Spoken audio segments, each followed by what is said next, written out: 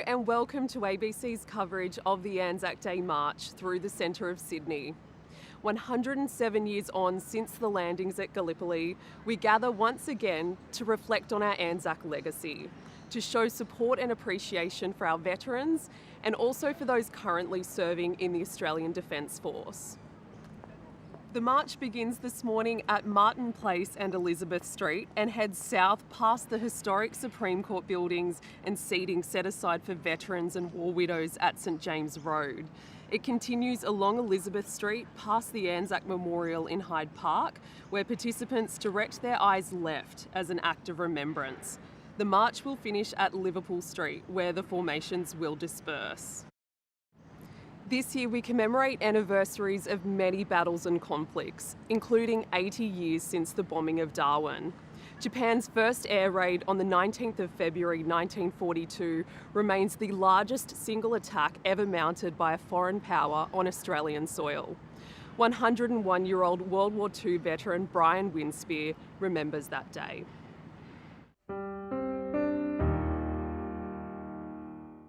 It was a tense day in Darwin in 1942 when Brian Winspear noticed a strange object glistening above the palm trees. You could see the sun glinting off the bombs. It was just like confetti coming down. Mr Winspear, now 101 years old, was serving in the Royal Australian Air Force when Japan started dropping bombs on Darwin. We had some very close near misses, and it blew my hat off and I got shrapnel in my hand and in my eye. And fires were burning everywhere, and as I say, we lost about 8 or 10 of our aircraft. They were just all burning. To this day, Japan's first air raid in Darwin on February 19, 1942 remains the largest single attack ever mounted by a foreign power on Australia. Dr Norman Cramp says it marked the beginning of a months-long onslaught. Around 230 to 250 people were killed on that first day, and over the nearly 2 years of bombings, around 1,700 people lost their lives. Mr Winspear says the attacks were so damaging and fast, there was no time to properly farewell the dead. If someone didn't come back, there was no mourning, no funerals, no anything. At one stage I had to watch 12 aircrew blokes burn to death after their plane took off tail heavy. After narrowly escaping death a dozen times, Mr Winspear says the bombing of Darwin changed him forever. It made me a great believer in fate. You know, if something was going to happen, you never kicked against it. You just took it as it came, and several times I was supposed to be doing something in the last minute. They changed it, and the person that took my place in 2 or 3 cases, he was dead with a lot of others. If there's one thing Mr Winspear and Dr Cramp want to leave with Australians, it's the heartache caused by the Darwin bombing. The younger generations and the current generations and the generations in the future are losing their memory of this. And the danger with history is if you forget it and you ignore it, you increase the chances of it repeating itself. Now, 80 years after witnessing death and destruction, Mr Winspear's image of Darwin has changed for the better. I think it's a nice place to go for a holiday.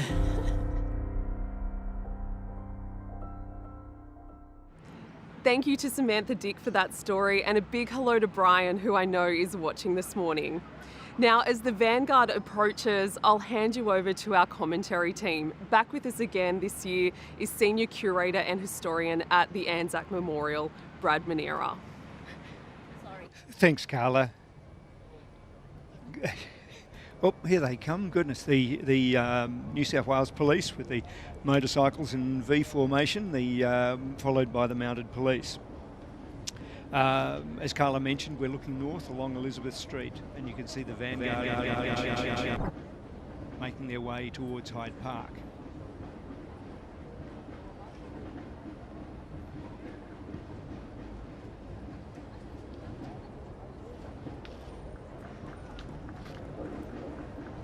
Today we've got 15 mounted police officers led by Sergeant Melinda Duncan, who's riding Troop Horse Royal. Sergeant Duncan has been with the mounted police for 26 years. Riding along with Sergeant Duncan at the front of the troop is Sergeant Sarah Maxwell, riding Troop Horse Rass. 2 mounted police troop horses are led by officers on foot in period uniforms. Now, the New South Wales Police have been contributing to military contingents in this state, well, indeed the colony, dating to 1885. There was a significant number of New South Wales police that were part of the Sudan contingent that marched down College Street in 1885.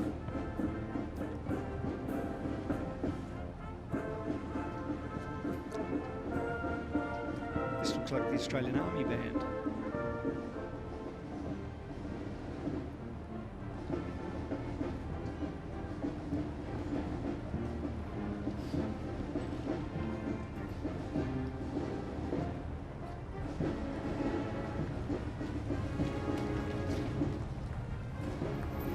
Yes, our first band this morning, the duty band this year, is the Australian Army Band Sydney, led by the officer in command, music director Major Cameron Earl, who is supported by Drum Major, Warrant Officer Class 2 Ray Hingston. The band is responsible for providing ceremonial support for vice-regal events and musical assistance to Australian Defence Force units within Sydney and beyond. It aims to create positive musical engagement not only in the Defence Force but local communities as well.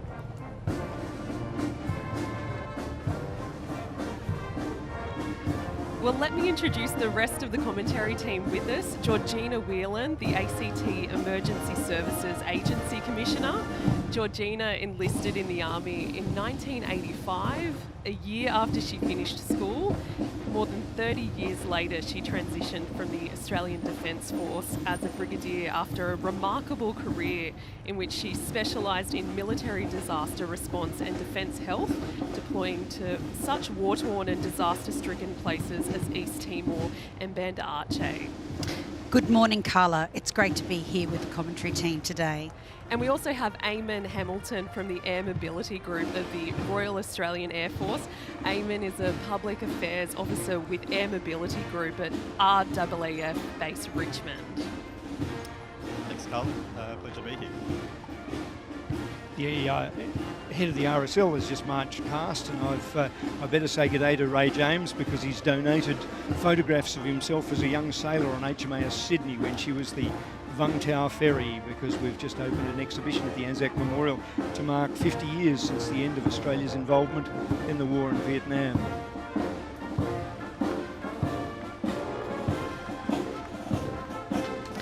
And we can see the march leader following the band, and the march leader is the Governor of New South Wales, Her Excellency the Honourable Margaret Beazley.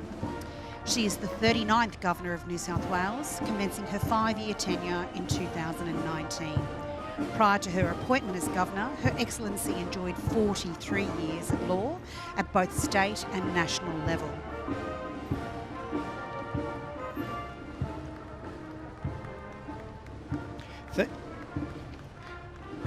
We've got a number of veterans marching, well, indeed in wheelchairs today. John Brightwell, an Army veteran, Dennis Davis, who was with the 9th Division Supply Column, Val Ireland, who was AWOS, manning searchlights and anti-aircraft batteries up at Newcastle and Stockton. Ernst Mullins and Joyce Court, both of whom served in the Royal Australian Navy during the Second World War, and Gordon Richardson, who served with the Royal Australian Air Force as ground staff in the Pacific. They're followed by Second World War veterans in Land Rovers, including Don Kennedy, as a boy joined the Merchant Navy and served in the Southwest Pacific in the final stages of the Second World War. Ron Leckie, who served in the RAAF as a navigator with 31 Squadron, and it's his 100th birthday. Happy birthday, Ron. James Cowan was another navigator, and Stephen Walker is also in the Land Rover, who served with Ordnance, AIF Ordnance in Papua New Guinea during the Second World War. we're seeing the taxis go past, and the taxis were traditionally began as an employment opportunity for returning veterans after the Great War, and the tradition lives on in RSL taxis today, and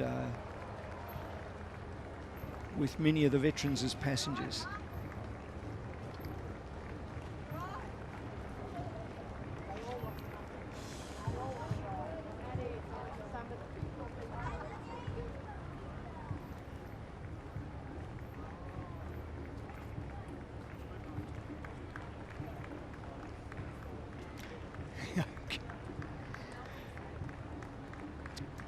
Great to see a crowd this year. Last year was the first year after COVID, and there were only, the crowd was in its hundreds, and today they're in their thousands. A bit of light rain isn't keeping people away, so wonderful to see this column of taxis with old digs aboard as they travelling down Elizabeth Street past Hyde Park, a route that the Anzac Day March has followed, well, indeed, since the Great War, and from the Cenotaph in Martin Place, the official site of ceremony for New South Wales, down Elizabeth Street towards the Anzac Memorials, which since the late 1930s has been in Hyde Park South, a place for silent contemplation.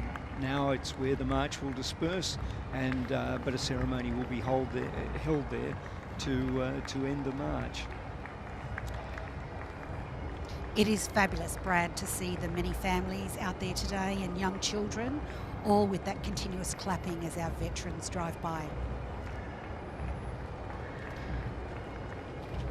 And so now we can see on the screen the New Zealand Return Services.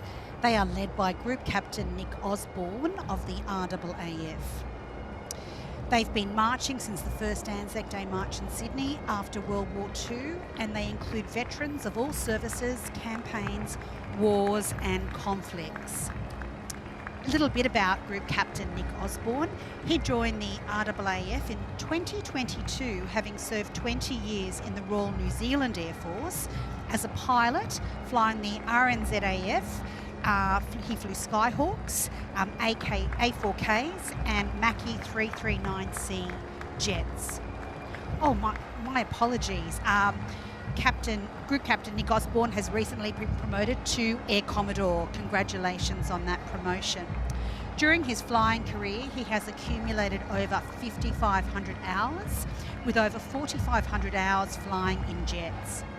After moving to Australia, he joined the RAAF and flew Hawks in Williamtown, and he was appointed as the commanding officer of 76 Squadron during that time. Recently, Air Commodore Osborne served as the commander of Surveillance and Response Group up at RAF Base in Williamtown near Newcastle. And the Scots College Pipes and Drums Band, we're seeing now, started in 1900 when 5 boys joined the cadets as pipers. At present, there are over 250 boys learning to play or playing the bagpipes or drums. And since 1900, the pipes and drums boast a proud record of representing the college at national and international venues. They're followed by a flag contingent, and I guess this just demonstrates the evolving nature of Anzac Day.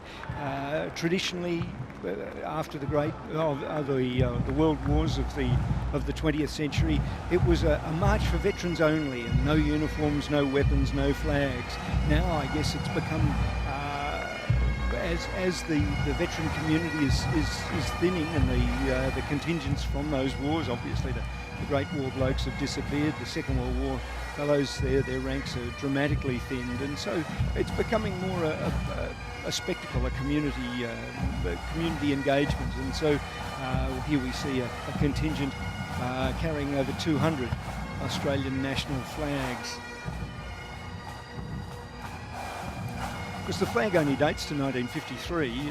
Prior to that, it was an ensign, and the Australians during the First and Second World Wars, the official flag was the Union flag, but of course they did like to see the Australian ensign.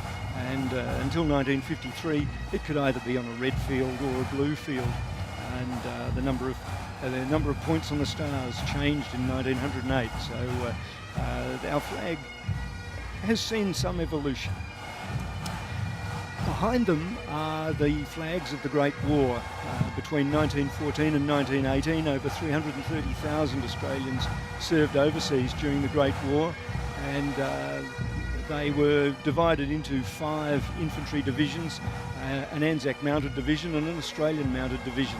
Initially they saw action on Gallipoli in 1915, and then the bulk of the AIF moved to France, served on the Somme in 1916. In 1917, the hell of Passchendaele, and then back to the Somme in 1918. And these colour patches are carried on the flags, being borne by this group of young cadets. And I think it's really important that we remember the heritage of the AIF and the traditions they established for the subsequent service personnel that have made Australia's military history. And talking of flags, a big shout out to the posties who have been busy handing out flags to the people lining the streets here at the march today. It's great to see all those flags flying, Brad. And the New South Wales Police Band here was established in 1895. It's the longest standing concert band in Australia. It's a full-time unit with professional musicians who are employed as special constables, and is one of the few areas within the New South Wales Police Force which provides high-profile public relations support and activities to the New South Wales Police.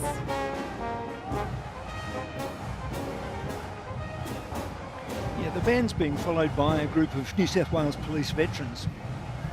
You can see their banner in the background, and as I mentioned, a long history of military service, beginning with a significant contribution to the Sudan contingent in 1885, as well as their part-time military service, becoming full-time when they joined the New South Wales contingents to the Boer War, the World Wars, the Malayan emergency, confrontation with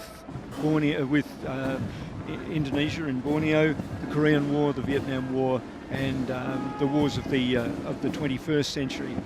And you can see some pale blue berets amongst them, men that have been part of the police force on United Nations deployments to places like Cyprus.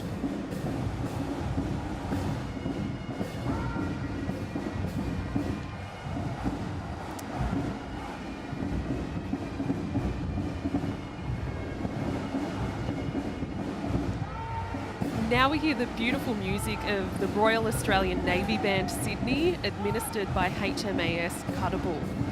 Consists of approximately 50 full-time members under the musical direction of Lieutenant David Coit and led by Drum Major Chief Petty Officer Mark Ham.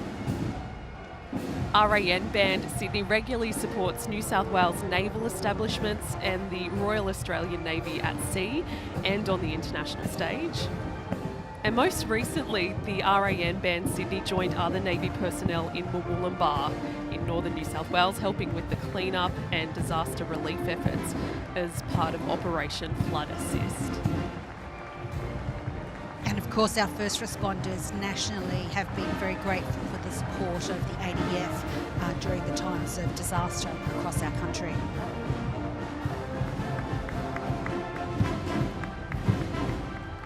And of course, the band leads the Royal Australian Navy contingent.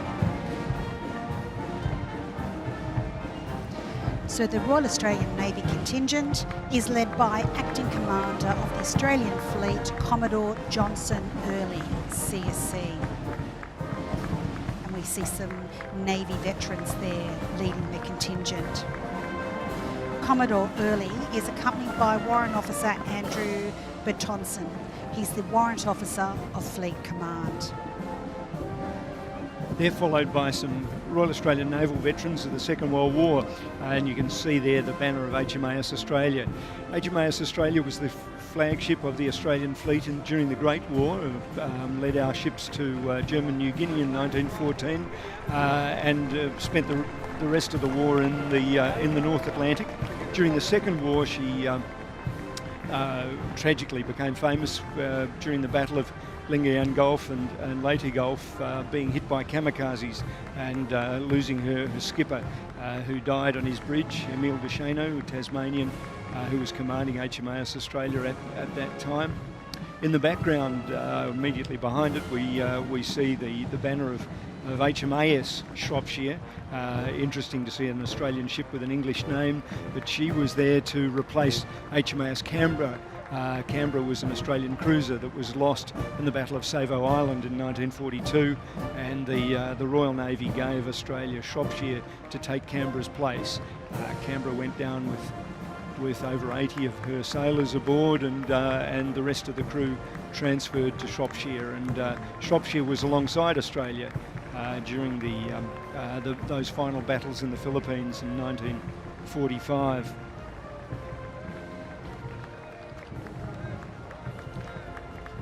That looked like the Naval Communicators banner. The naval communication between ships was always done with flags until the Marconi set began to take over in the first decade of the 20th century, and wireless took over. RANS, the Royal Australian Naval, Women's Royal Australian Naval Service, from 1942 onwards, decided that they could take the place so that men could go to sea. And of course, women are now fully integrated within the fleet. And of course, the RANS commemorated their 81st anniversary this week on the 18th of April 1941. The Minister for the Navy approved the employment of 12 female telegraphists and 2 attendants at Harman Wireless Transmission Station in Canberra.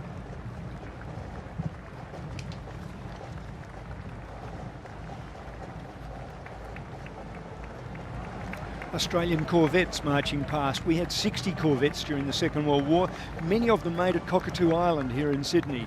They played a vital role, initially designed as minesweepers. They became escorts, and I guess the one that became very famous in the last couple of years has been the HMAS Armidale that was lost on the 1st of December 1942, and in 2020 one of the youngest crewmen aboard, Ordinary Seaman Teddy Sheehan, was awarded a posthumous and well-earned Victoria Cross for Australia. HMAS Melbourne passed a few moments ago, an Australian aircraft carrier and home to the Australian Fleet Air Arm through the 1950s and 60s. HMAS Tobruk was a destroyer.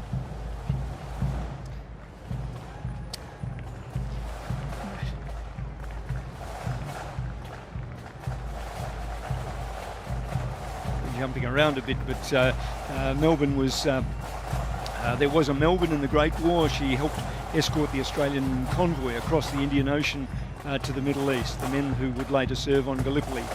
The name was then borne by the aircraft carrier, and today it continues to serve with the Royal Australian Navy.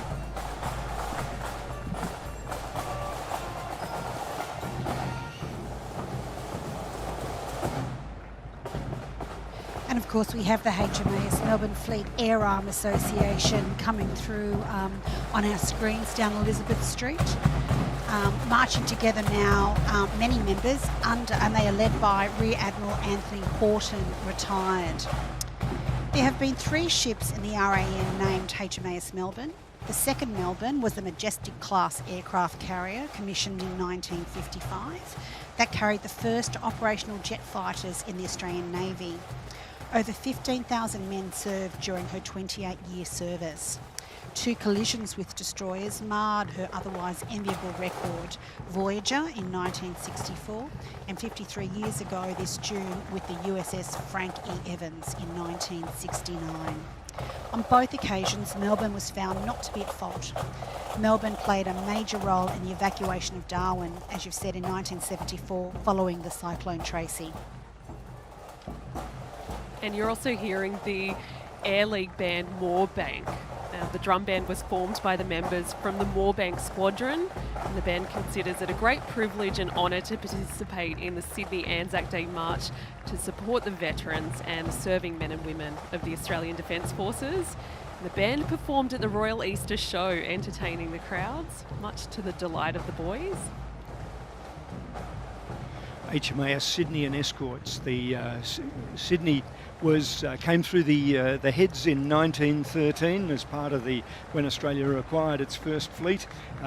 She was victorious in one of the first major naval engagements of the Great War when she sank the German raider Emden at Cocos Islands, and at the end of that war fought the first sea surface-to-air battle when HMAS Sydney took on a Zeppelin. Right in front of us now I can see HMAS Perth, and Perth was lost in February 80 years ago, and so a quick shout to Frank McGovern, the last survivor of HMAS Perth, who's 102 years of age, served in the Mediterranean with Perth, and then when she went down with half the crew at Sunda Straits, taking on a Japanese invasion fleet, and tragically, although he made it into the water, he was picked up by the Japanese and spent the rest of the war as a prisoner in Singapore and on the railway and eventually in Japan. And the next band is the Castle Hill RSL Youth Band. So formerly the City of Sydney Youth Band. The Castle Hill RSL Youth Band is regarded as one of Australia's finest symphonic wind orchestras, participating regularly in state and national band championships. The YWO is dedicated to providing outstanding grounding in wind orchestra repertoire. The YWO also has an extensive annual performance calendar of 20 to 30 engagements each year. And the members range in age from as young as 11 through to 19 years of age.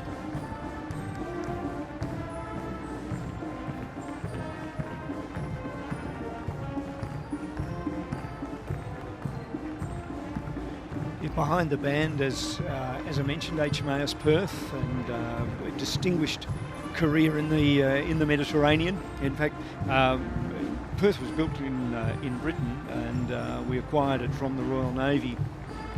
Initially saw service in the West Indies, and then in the Mediterranean.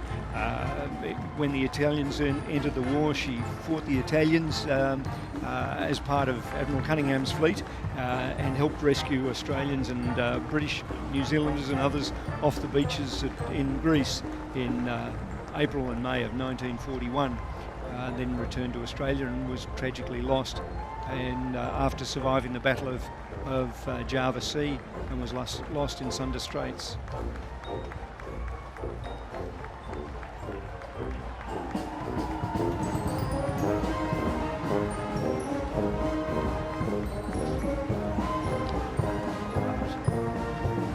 HMAS Hobart was another one of our cruisers during the Second World War, and was distinguished service in the Pacific. Survived a torpedo attack by a Japanese submarine.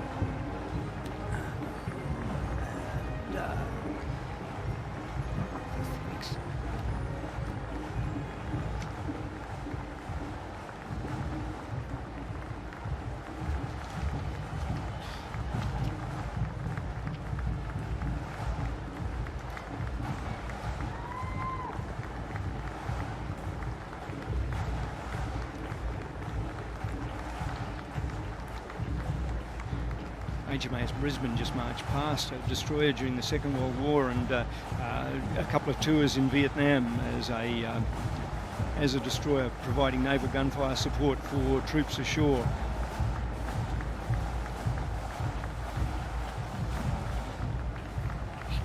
Marching beside the banner for HMAS Sydney, the cruisers, is the banner for HMAS Sydney, the aircraft carrier that was converted to a fast troop transport nicknamed the Vung Tau Ferry. She was responsible for transporting most of the Australian infantry battalions to the war in Vietnam, as well as support troops, and because she was a former aircraft carrier, the flight deck was used to store trucks and armoured vehicles on their way to that war.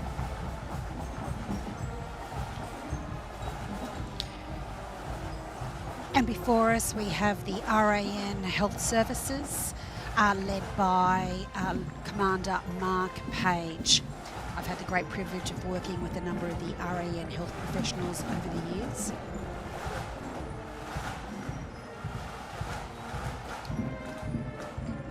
And of course our ADF health professionals have been supporting during the COVID-19 pandemic. The noise you can hear overhead Sydney at the moment is an F-35 Lightning from RAF Base Williamtown conducting its fly past of the city. We might hear that come back over again, sure.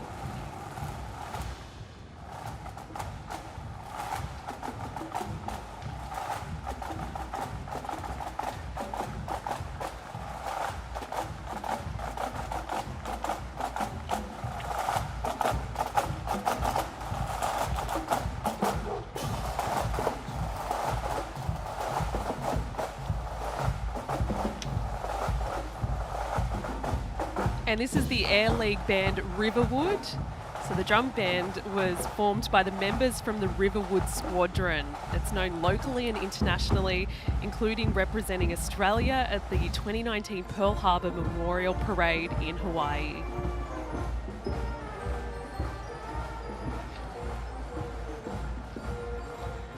Clearance divers marching past now. It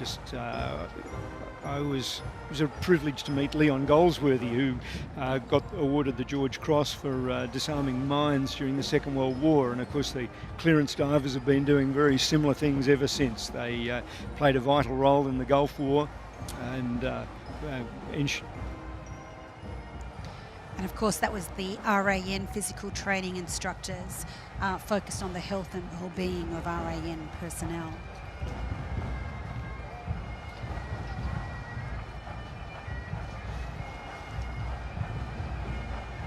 And then we have the Royal Marine Association of New South Wales, led by its State Secretary, John Lees.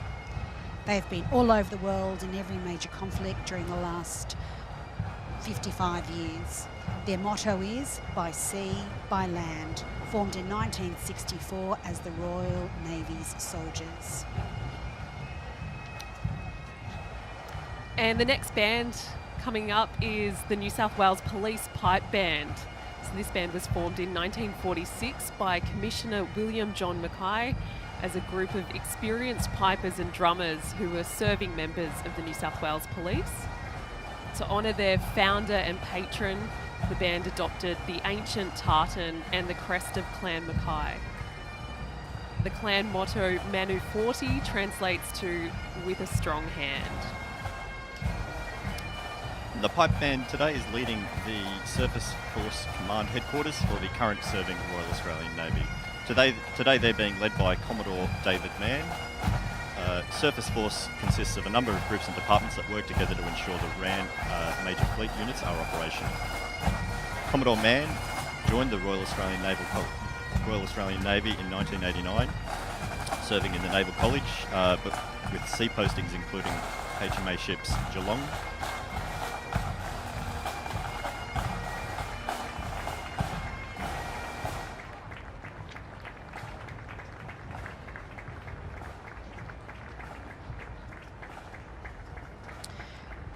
So here we can see HMS Supply, led by Commanding Officer Captain Ben Hiskin, the second ship to carry the name in the history of the Royal Australian Navy. HMS Supply 2 is the first of two Supply-class auxiliary oiler replenishment ships built for the Royal Australian Navy by the Spanish sub-builder Navantia. In fact, it has been a significantly big year for Supply and a number of firsts. Supply turned 1 year old just a couple of weeks ago, and in the past 12 months has included 2 operational deployments, 14 replenishments, aviation trials. And it's the first of a class of trials for the ship, with inaugural visits to our ceremonial home ports of Eden, first port visit to Cairns, and awarded the Silver Platter, an award for high standards in the provision of food service and ship well-being. So very important to our members of the RAN whilst they are at sea. Following the Supply today is HMAS Adelaide, led by Commanding Officer Captain Stuart Waters. It's the largest ship ever built for the Royal Australian Navy at over 27,000 tonnes. It's one of our amphibious assault ships, also known as landing helicopter docks. It's had a very busy year with being the first cab out the rank from Sydney to Operation Tonga Assist following the volcano and earthquake in January.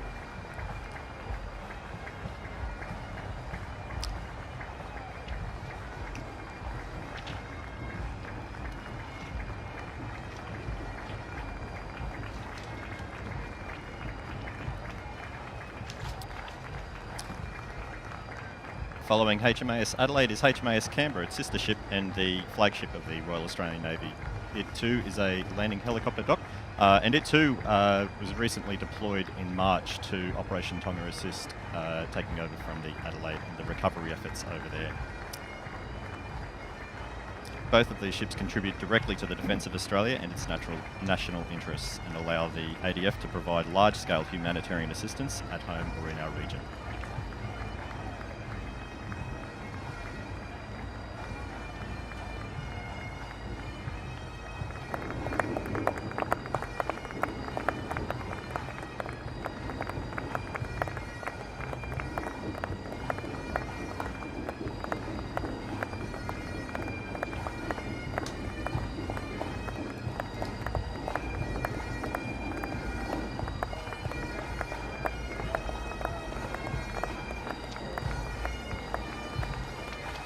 Canberra today is led by Captain Jace Hutchison, who assumed command of the Canberra in May of 2021.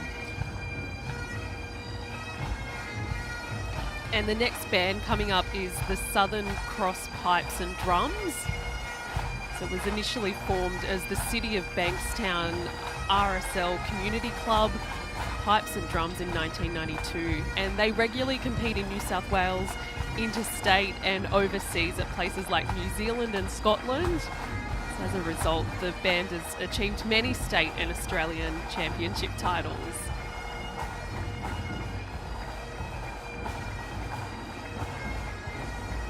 Following them, we should be seeing HMAS Sydney, which is the third of our Hobart-class guided missile destroyers.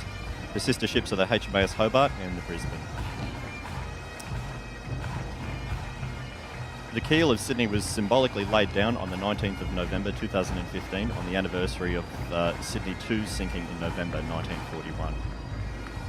The principal role is the provision of air defence to Navy task groups engaged in maintaining maritime security. Sydney is also capable of supporting land forces and protecting coastal areas.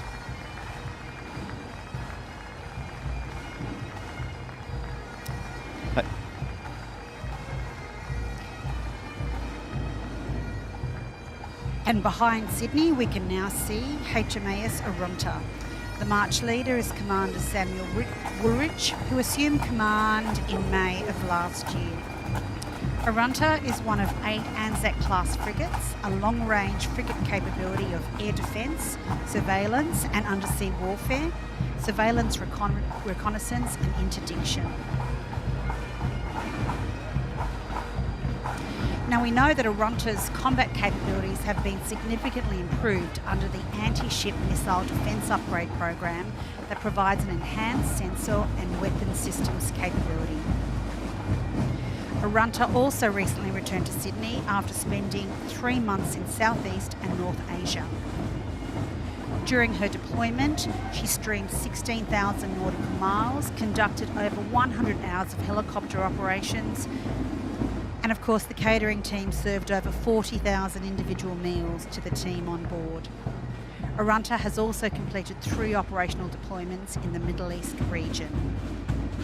It's great to see that they're preserving these ships' names, Georgina. I think I got a photograph at the Anzac Memorial recently of William Morgan coming off HMAS Arunta in 1946, about to be discharged, and he and his dad, William Morgan, marching through Hyde Park to participate in the band after he had just survived, along with his shipmates, the Battle of Leyte Gulf. Yes, that Arunta was commissioned in 1942. And it became one of the best known RAN ships in the Second World War. And now we can see HMAS Brisbane, led by Commander Kingsley Scarce. This is the second of the 3 Hobart-class guided missile destroyers. She was launched by Mrs. Robert Shackleton in 2016, commissioned into service in 2018, and first served under the Australian White Ensign in 2019.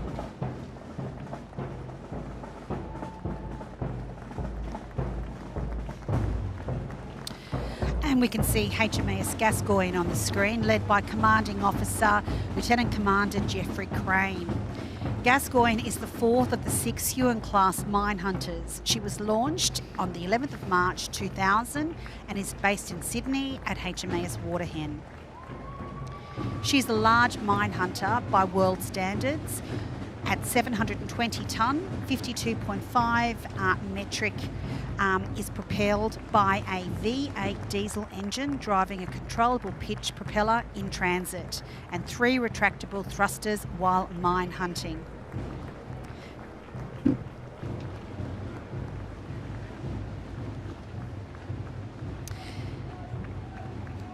HMAS Yarra coming onto the screen now, the 6th of the 6 Huon-class mine hunters built in Newcastle. She was commissioned in March of 2003. Recently, Yarra joined HMAS Shepparton and Clearance Diving Team 4 and a Maritime Geospatial Warfare Unit to conduct underwater inspections and debris surveys of the Brisbane River as part of Operation Flood Assist. Yarra is the fourth ship to carry the name and is based at HMAS Waterhen.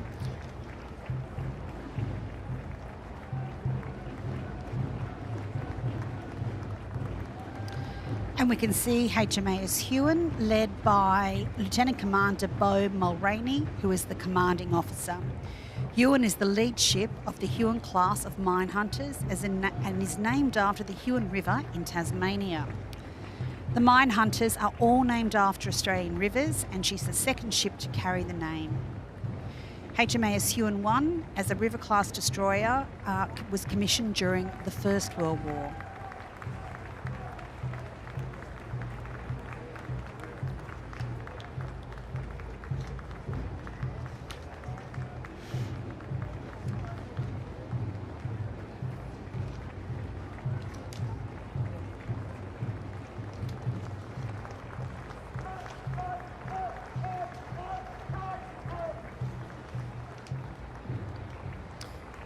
See HMAS Watson, led by Captain Heath Robertson.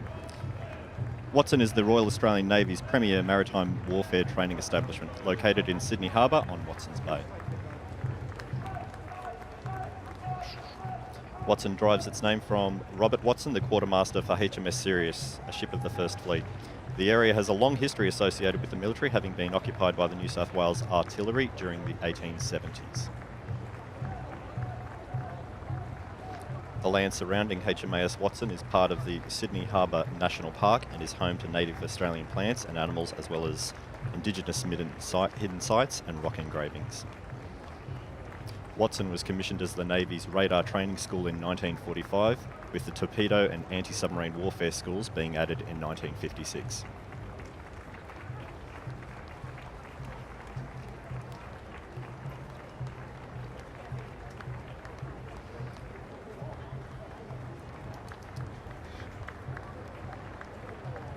HMAS Cutable was commissioned on the 1st of January 1943. It was named after the ferry that was being used as floating accommodation for young sailors in training. The Cutable was lost on the 1st of June 1942, and 19 Australian and 2 British sailors died aboard her when she went down as a result of a torpedo detonating against the sea wall. Today, it's situated, it gives its name to the historic shore base at Garden Island and the facility at Potts Point, Sydney. The primary function of the base is to provide administrative, training and logistic support to defence personnel and fleet units.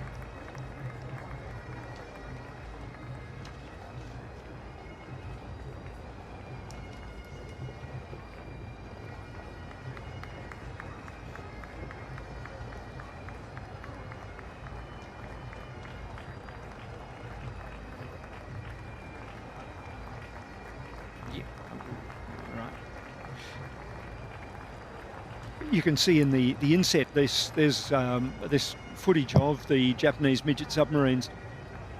They were part of the Japanese, and there in fact is the original Cuttable, the ferry, a timber hull, and so although not struck by the torpedo, the detonation of it caused the hull to rupture, and down she went.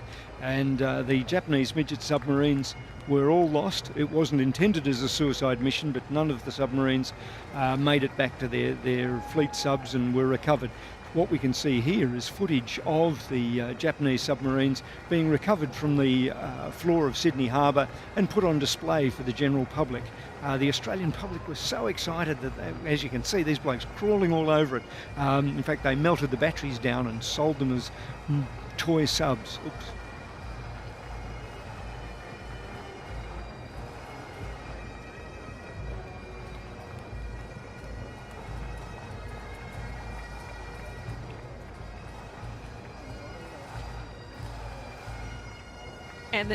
And the next band is the Northern Suburbs Pipe Band. So formed in 1952, the band is self-funded and made up of volunteers who come from all over the Sydney metropolitan area, as well as Wollongong and the Central Coast. And the band members are from all walks of life and backgrounds, but are united in their love of pipe bands and Scottish music. And as well as the annual Anzac Day March in Sydney, the band also performs other functions for the Commando unit, with which it has ties through their long-time serving drum major, Ken Curran. And the tartan which the band wears is the most famous Wallace tartan, after Sir William Wallace, Braveheart.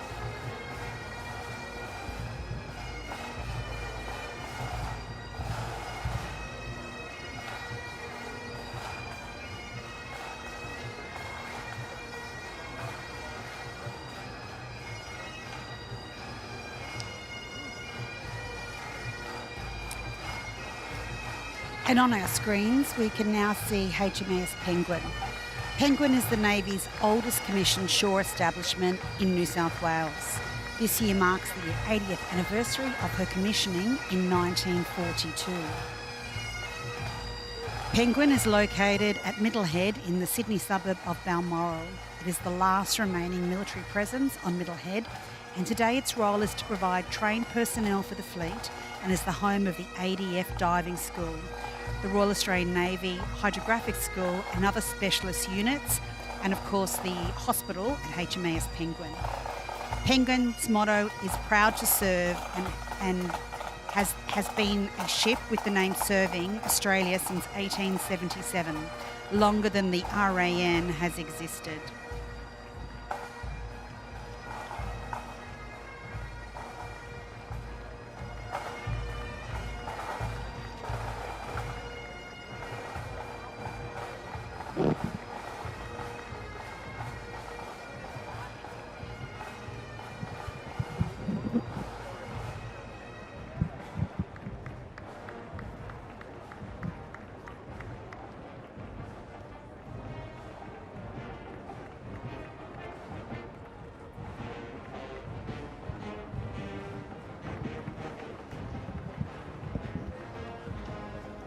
Penguin's on an extraordinary site. You've got the guns there, but dating back to 1801. And but of course, when the British left in 1870, they developed gun batteries manned by the volunteers. I better hand over to you talking about the band. Sorry. Well, yeah, right here we're seeing the New South Wales Fire and Rescue Band. And Mark Ray has been the musical director for almost 30 years, and this year was awarded the Order of Australia for his long and distinguished service to music through marching. So congratulations, Mark. And the members are part-time volunteers who see the function of the group as an integral part of the brigade's mission to provide public education on fire prevention and safety awareness to the community, and to promote the brigades as a world-class organisation.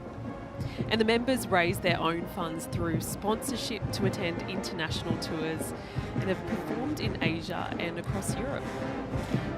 And they also provide the occasional bugler for us at the Anzac Memorial, which is a lovely connection to the fire brigade that play the last post at Ypres every evening beneath the Menin Gate. So we big thank you to the New South Wales Fire and Emergency Service Band and the fantastic buglers that they have, and the connection with the Menin Gate ceremony and the fireys that play the last post there every night of the year.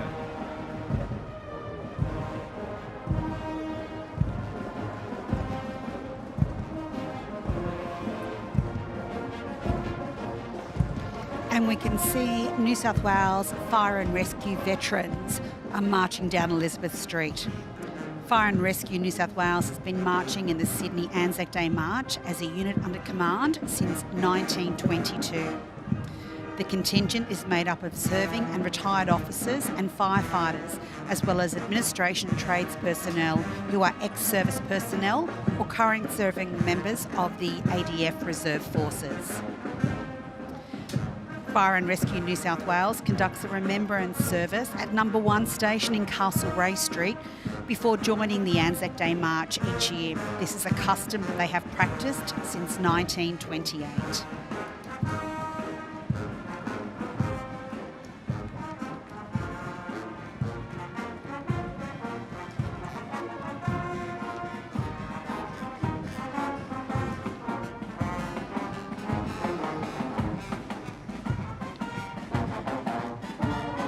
They're followed by the regimental band of the 1st 15th Royal New South Wales Lancers.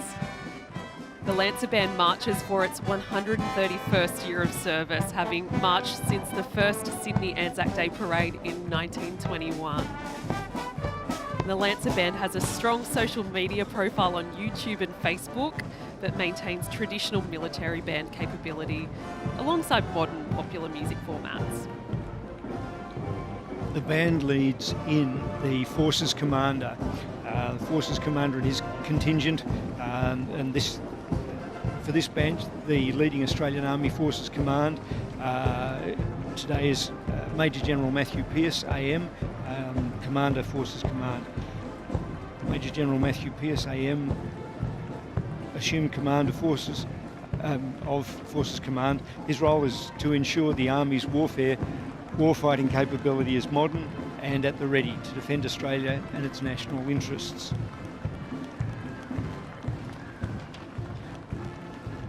Yeah, the first of the composite anti-aircraft batteries, they were these extraordinary units made up of elements of independent batteries, some firing 40mm Bofors guns and others the 3.7 heavy anti-aircraft guns, others providing workshops and artificers for those units. These people deployed essentially rear echelon, in this case Dutch New Guinea. They were at part of Merauke Force on the southern coast of New Guinea, standing between Northern Australia and the Japanese occupied territories on the north coast.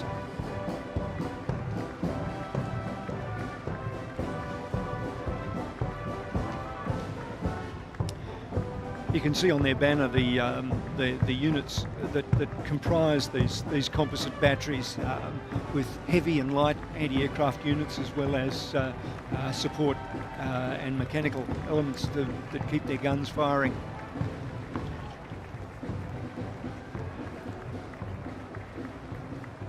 Yeah, of course, modern warfare being as rapid as it is, it's essential. The role of transport, initially horse-drawn, but by the Second World War, these motorised transport companies played a vital role in keeping the AIF and the militia on operations. Here we see the 2nd 105th and 2nd 106th Australian General Transport Companies in front of New Guinea forces. These included both the AIF and the militia.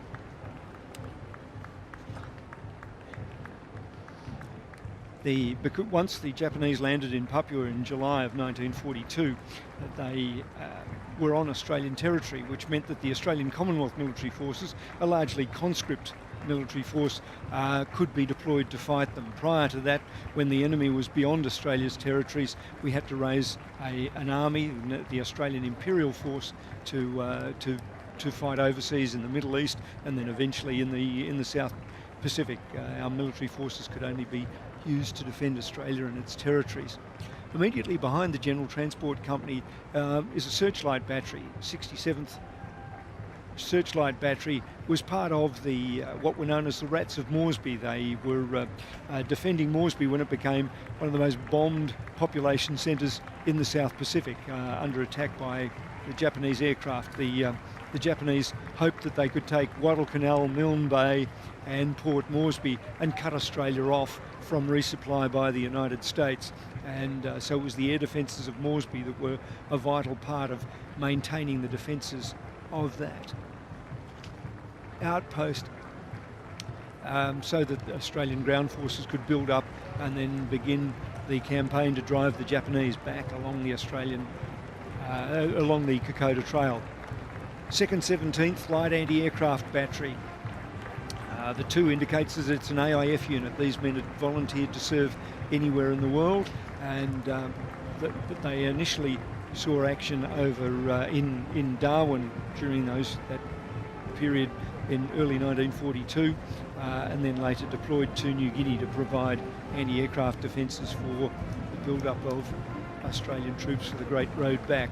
2nd 1st Australian Infantry Battalion, the 1st Infantry Battalion raised during the Second World War in September of 1939, and their battle honours begin with Bardia and the capture of Tobruk, as part of the first desert push in January and February of 1941. They then fought in Greece in April and Crete in May, and then returned to Australia to participate in the campaign on Kokoda, and eventually were seeing action in the final campaigns along the north coast of New Guinea between Itapi and Wewak. Behind them is the 2nd Australian Infantry Battalion, another 2nd AIF unit,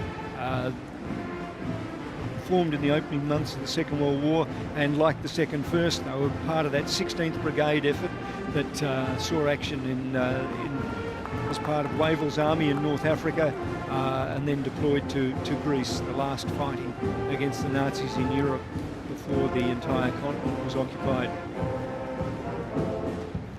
AIF Corps troops, you need 2 divisions to form a corps, and so Australia, once the 6th and 7th Divisions and 9th Divisions deployed to the Middle East, we had enough troops to form an Australian corps. And the corps troops provide the logistic support for the infantry battalions, the artillery regiments, the combat engineers, medics, and transport, and all of those that are closer to the sharp end. But the corps troops provide the vital artificers and support units for the corps and the administration for such a large body of soldiers.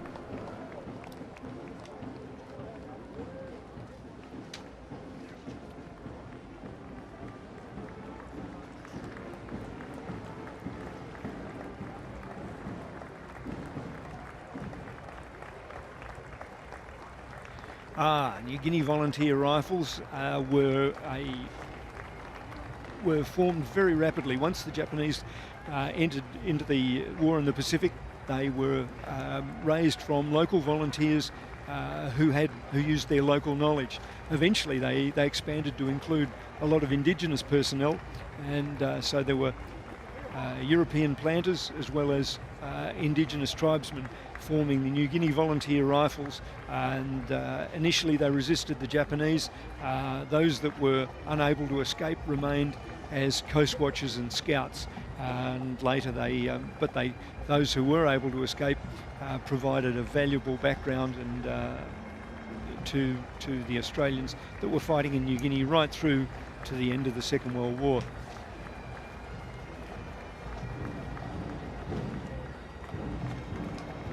Second 1st Anti-Aircraft Regiment. These were part of the 6th, 7th and 9th Australian Divisions that served in the Middle East, providing vital anti-aircraft protection.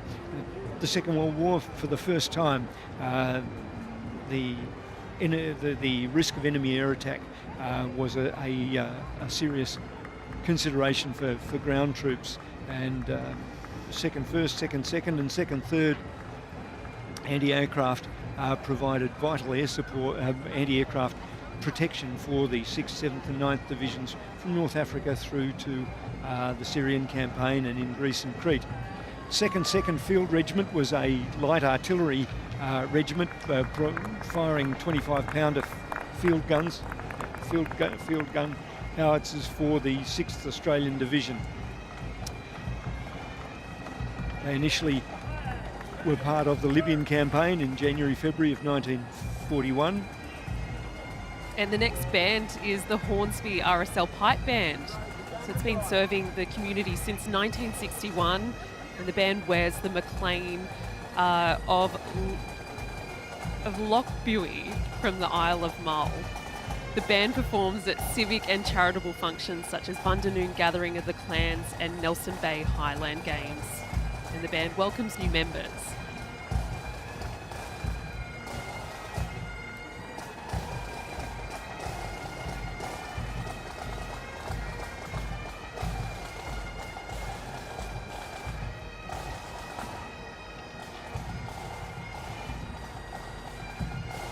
The 2nd, 4th is following the band, and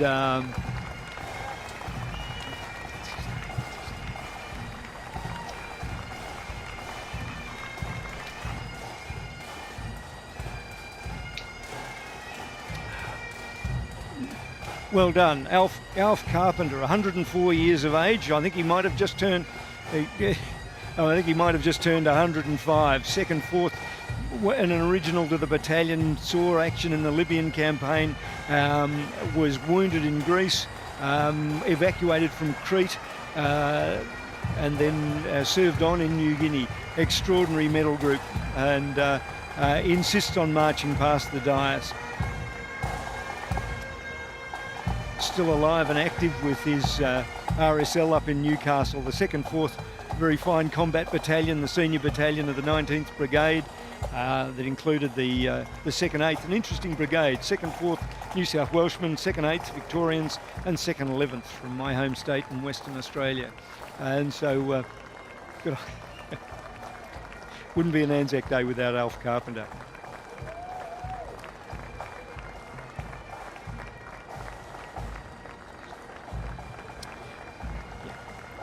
Behind the 2nd, 4th, the 6th Division unit, is the 7th Australian Division, which in North Africa was known as the Silent 7th because they weren't committed to the Libyan campaign.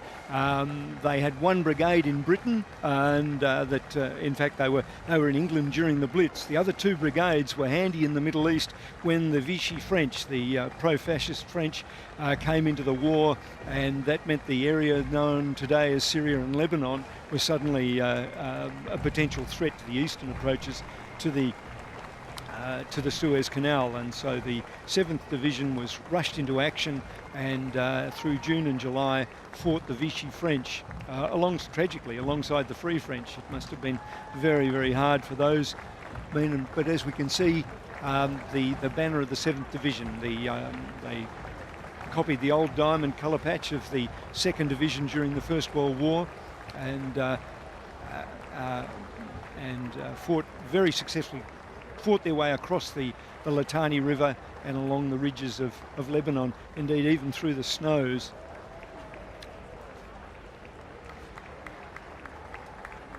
The 2nd, 5th was again using the 25-pounder gun howitzers, and provided vital support for the infantry battalions of the 7th Division. The 2nd, 5th, I guess most famously, one of its members was Sir Arthur Roden Cutler, awarded the Victoria Cross at Merjayoun in what is now Lebanon during the Syrian campaign.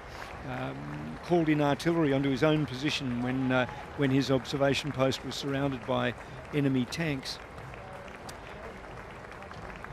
Another one of those artillery units of the 7th Division, the 2nd 6th Field Regiment, initially garrison troops in Palestine and later involved in the Syrian campaign, and then and then back to Australia for the to support the militia on the Kokoda Trail.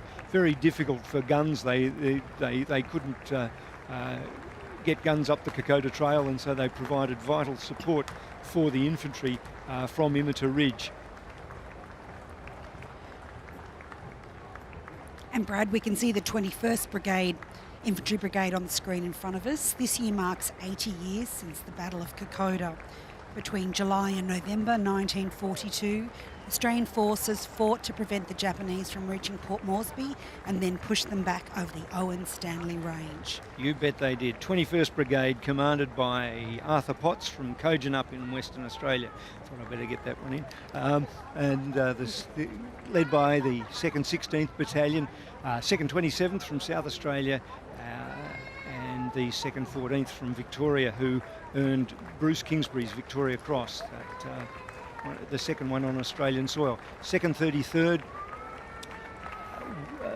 fought in, was part of the 7th Division initially, and they fought at Murjayoun in Syria, and then were raced back to Australia and performed very courageously in the retaking of the Kokoda Trail and the Battle of the Beachheads on the north coast of Papua, and then finished the war in the campaigns in Borneo to retake the Netherlands East Indies.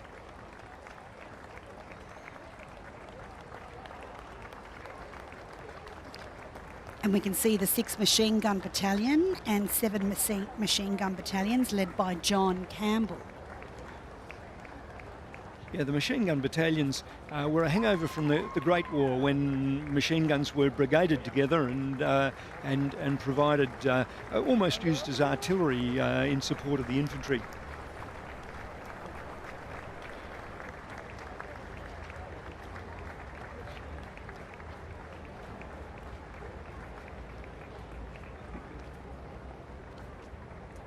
The 8th Australian Division, led by Ron Ferguson. The 8th Division was lost at Singapore, but that's not all they should be remembered for. They formed an extraordinary fighting retreat down the Malay Peninsula, delaying the Japanese advance at extraordinary battles at the crossing of Muar River and at Gamas. And we can see the headquarters of the 8th Division under command of Major General Gordon Bennett, retired, who directed the campaign in Malaya and Singapore. He managed to escape from Singapore just hours before it fell into Japanese hands. The banner immediately behind them is the 2nd 12th Field Company. Field companies were engineer units that operated very closely with the infantry brigades, and the 2nd 12th was one of the support companies for the 8th Division. 2nd 15th Field Regiment were gunners that fired their last shells in the defence of Singapore in the first week of February 1942. Headquarters 22nd Infantry Brigade, and they were deployed as part of the Malay Barrier. This notional defence of Australia that spread out with tiny garrisons from Singapore all the way through to the Coral Sea. And we see the 2nd 12th Australian Field Ambulance on the screen in front of us. 2nd 12th was one of those units for the 8th Division, but they stayed behind in Australia and ended up providing field ambulance support in Northern Australia until serving in the Pacific later. 2nd 30th Battalion was Gallagher's Greyhounds, extraordinary defence at Gamas. Tragically, they had to march into captivity when Singapore fell on the 15th of February, and so many of their soldiers died in places like the Burma-Siam Railway or as slave labourers in Japan. The 9th Australian Division, their famous T-shaped colour patch, adopted after their performance at the Siege of Tobruk.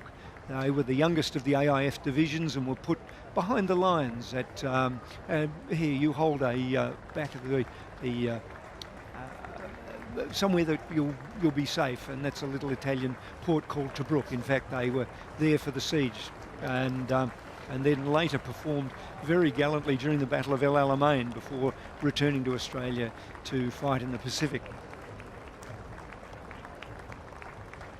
2nd 13th, a fine New South Wales combat battalion that was part of the siege of Tobruk and then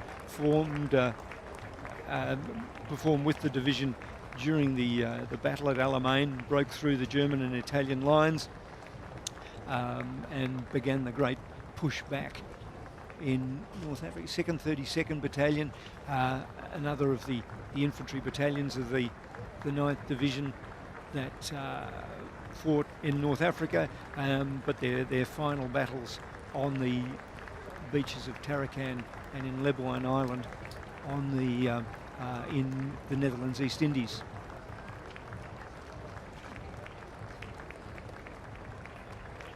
(26th Brigade was one of the 3 infantry brigades within the 9th Division, and with its 3 battalions on the banner there, 2nd 23rd, 2nd 24th and 2nd 48th, the most highly decorated battalion in the 2nd AIF. Contingent is led by Jeff Bolton.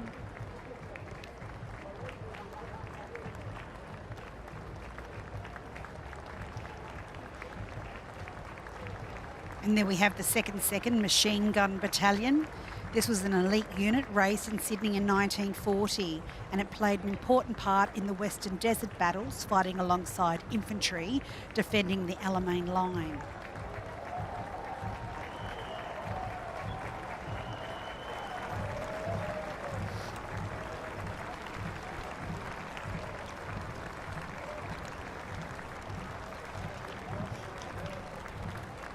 They look like they're followed by some of the militiamen from the Kokoda Trail campaign. That looked like the colours of the 36th Battalion. They, without a 2 prefix, they're part of the militia. These are many of them conscripts and often underage, and they became famous in when Australia was threatened and the bulk of the AIF was in the Middle East. The battalions of the militia were raced to Papua to defend Australia against the Japanese onslaught. And that sprightly gentleman leading them is Private Col Moyer. He's 100 years old, and he's followed by his son Terry Ryan carrying the banner. A very proud father and son moment indeed.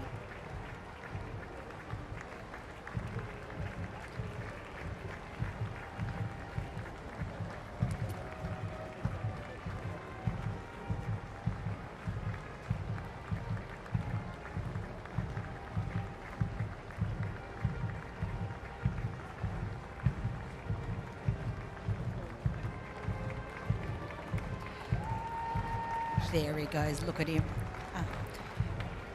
The 36 were also the last battalion to fight the Japanese on the ground in the jungles near the Mavalo River of a New Britain, where Sergeant Ron Ryan single-handedly turned back a force of 100 Japanese who charged the Australians before dawn.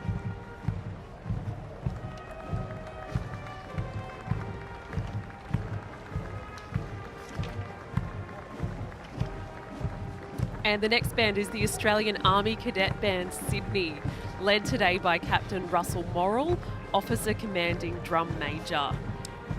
The band was raised in 1992 and has been providing training and musical support to the Australian Army Cadets in New South Wales since its inception. And the band will celebrate its 30th birthday in September this year.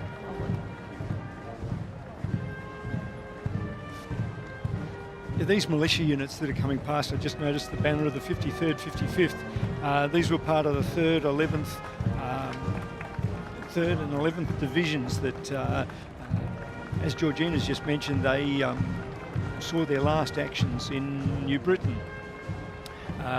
around and on Bougainville Island, which was in those days part of the Solomons.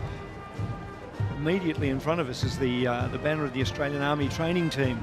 The AATTV deployed to Vietnam in the middle of 1962, and they remained on active service until 1972, when they became part of the Australian Army Assistance Group and returned to Australia in 1973. The The AATTV served all over from the Mekong Delta to the 17th parallel that divides North and South Vietnam. They provided advisory tasks for the Army of the Republic of Vietnam, and the unit was awarded 4 Victoria Crosses during its service. On its banner you can see their symbol, their motto, Persevere, and the letters, the AATTV, above the symbol of the Montagnard Vietnamese Hill people, the crossbow, and the citations they were awarded. And on our screen is the Royal Australian Army Armoured Corps Association, which is comprising of the 1st Armoured Regiment, the 3rd Cavalry Regiment Association, and the 1st 15th Royal New South Wales Lancers, all marching as a Royal Australian Army Armed Corps block. And they're led today by Colonel Retired Rob Shoebridge.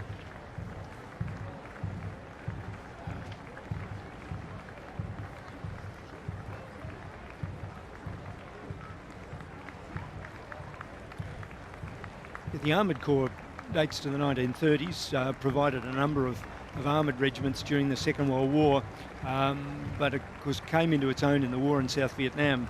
We deployed 52-ton Centurion tanks to a jungle war, and despite question marks about that, they did an outstanding job during the defence of the fire bases Balmoral and Coral, and of course fought their way back into Bin Ba, the village, in June of 1969, and supported Murray Blake's Delta Company 5 RAR, and really featured, played a vital role in the final battles of the Royal Australian Regiment and the Australian Task Force at Long Khan, Song Kar and Nui Lay.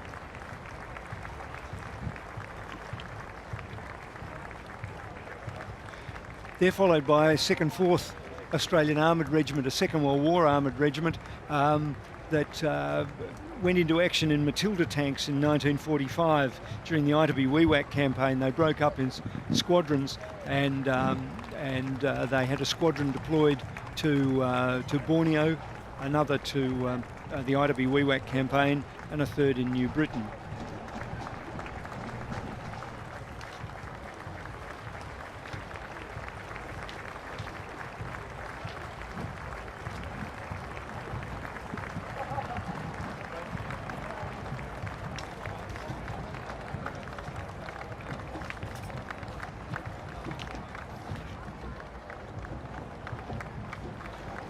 And we're seeing the Air League band Riverwood. It's their 2nd time around.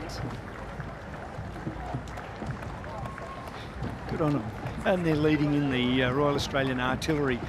The artillery is with the cavalry, gets order of precedence with the in the order of march, and these are batteries that were part of the Australian Field Regiment that rotated through the war in South Vietnam. They were initially deployed to the Malayan emergency in 1959 and served there until the end of emergency in 1960, and stayed on as garrison, part of Southeast Asian Land Forces. 101st did 2 tours in Vietnam, 66, 67. They were there in the Battle of Long Tan in 1966, and then they returned for Tet 69 and through to 1970.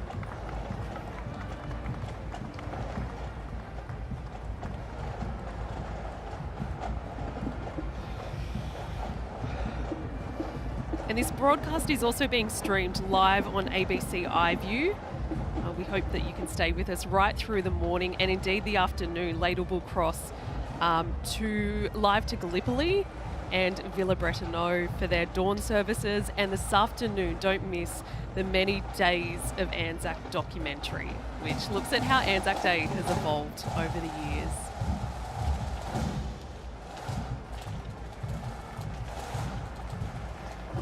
And a cheerio to all veterans watching from home or from one of the war veterans' homes. It's great to have you with us. And a warm welcome to viewers from rural and regional New South Wales watching from the many RSL clubs across the state.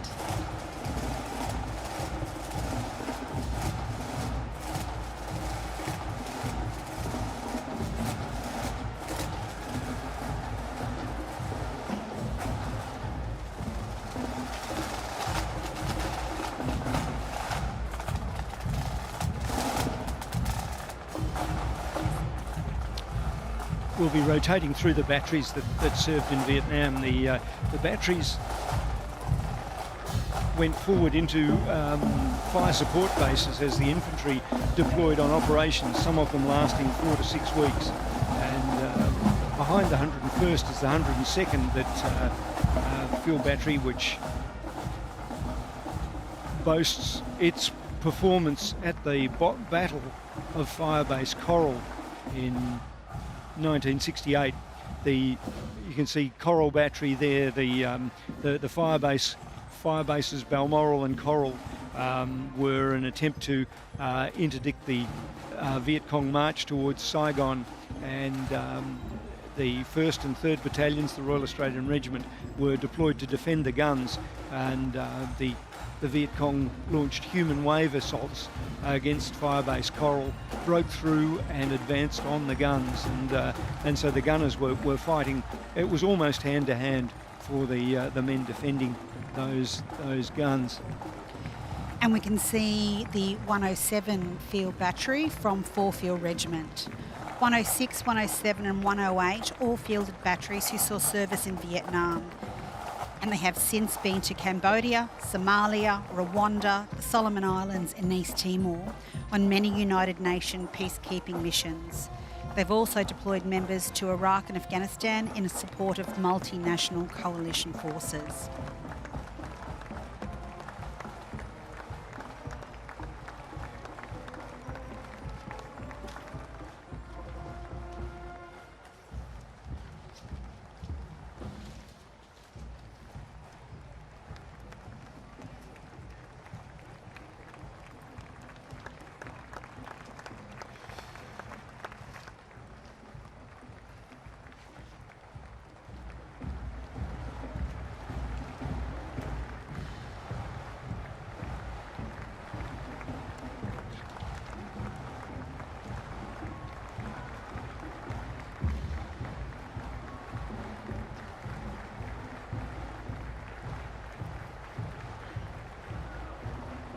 Crowds in Sydney today starting to slowly build as the weather's improved throughout the morning, which is great to see. It was wonderful greeting many of our veterans this morning on the way into Hyde Park, proudly walking through the city on the way to the march.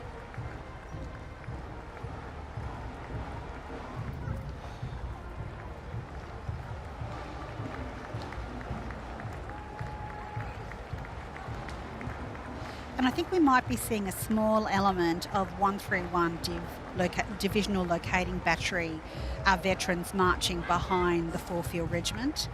During the Vietnam War, the Detachment 131 Divisional Locating Battery was deployed in 1966 and became the longest continuous group in that task force. It was deployed for over 1,886 days. And during that time, 476 soldiers served in the unit, but never more than 70 at any one time. The battery provided listening posts, mortar locating radars, gun survey for Australian, United States and South Vietnamese artillery units, and sound ranging.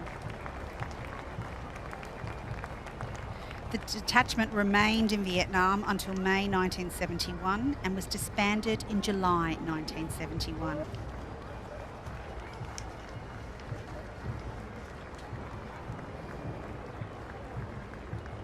And the next band is the Parramatta RSL Caledonian Pipe Band. The hope that Parramatta Caledonian Society could have its own pipe band materialised in a motion at a committee meeting on the 3rd of April 1944. The band today is now a social band with many members having played in competition bands from a variety of different grades within its pipe corps and drum corps. The band is one of only a handful of bands that still maintains the traditional full military dress for uniform while on parade. And the band performs throughout New South Wales and is also a teaching band for bagpipes and drums.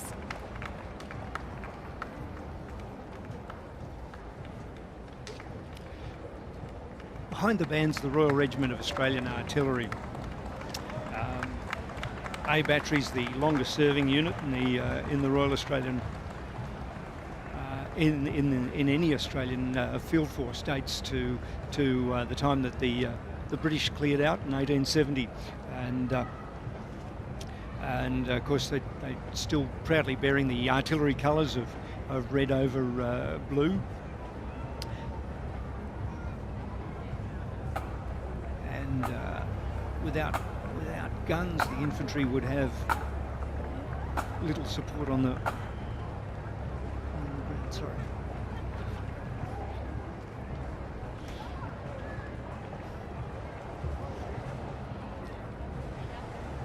I think our contingents have a mind of their own today in terms of the sequencing as they come down Elizabeth Street.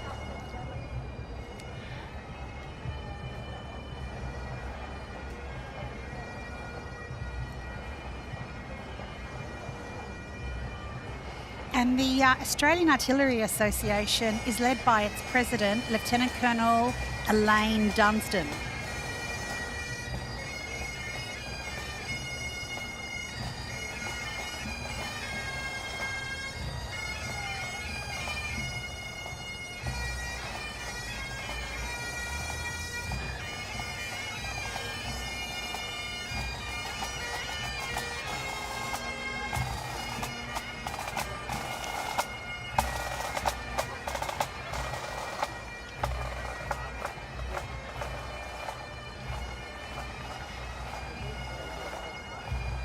These banners remind us of the role of the artillery in the first AIF. I noticed the artillery for the banners for the 2nd and 3rd Australian divisions. The Australian gunners paid a very heavy price during the battles of Passchendaele, particularly when the Germans held the high ground, and the artillery provided vital support for the infantry in trying to break out in 1917. More artillerymen were killed or injured in 1917 than at any other time during the war for the Australians.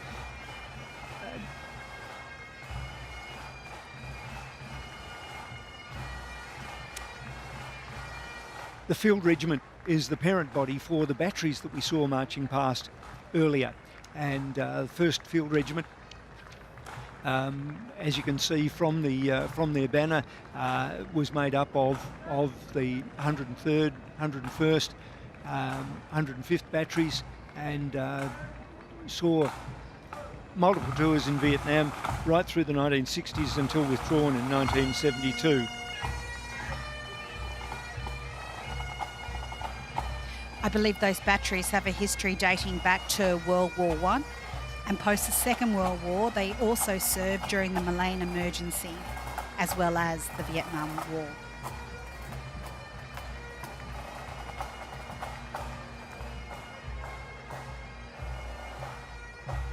There's the banner of the 9th Heavy and 9th Light Anti-Aircraft Regiments Association. These, and as you just mentioned, the tradition of anti-aircraft batteries dates to the Second World War, but has remained a present threat these days.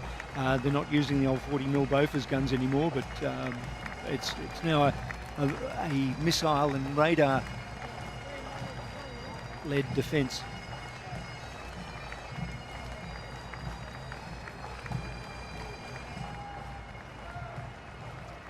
And the next band is the Manly Waringa Pipe Band, which has been entertaining locals on the northern beaches for 73 years.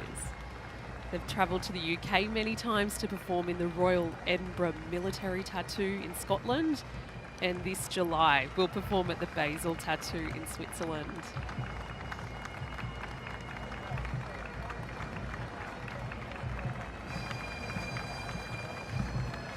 Behind them is the banner of A Battery, that colonial battery raised in 1871. Within months of the British leaving the colony of New South Wales, we had formed our regiment of artillery volunteers to protect Sydney and other ports along the New South Wales coast from a growing threat of other European powers in the 19th century.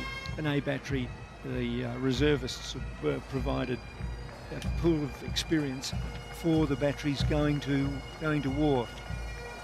They're followed by the Royal Australian Engineers, and the first one up looks like the 1st Australian Field Squadron.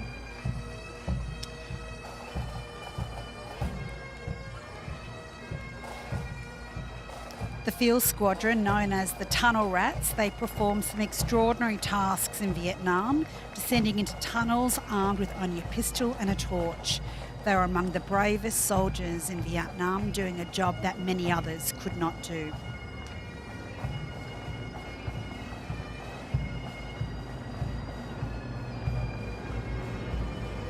They're also responsible for planting and clearing minefields, and one of the great tragedies of the Vietnam War was the creation of the barrier minefield from Dat Do to the coast, and tragically, despite the best efforts of the Australian engineers that planted the minefield, the local forces were not able to protect it, and so the enemy crept in, harvested the mines and then replanted them, and some 80% of Australian landmine casualties from 1967 onwards were inflicted by Australian landmines.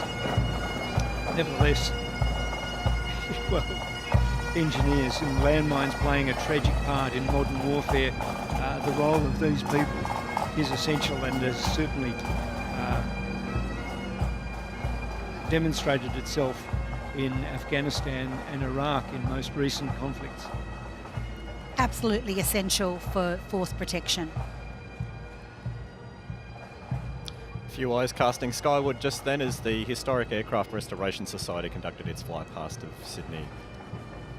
I believe this year with a tracker for the first time from the Royal Australian Navy, along with the Caribou, Dakota and Catalina flying boat.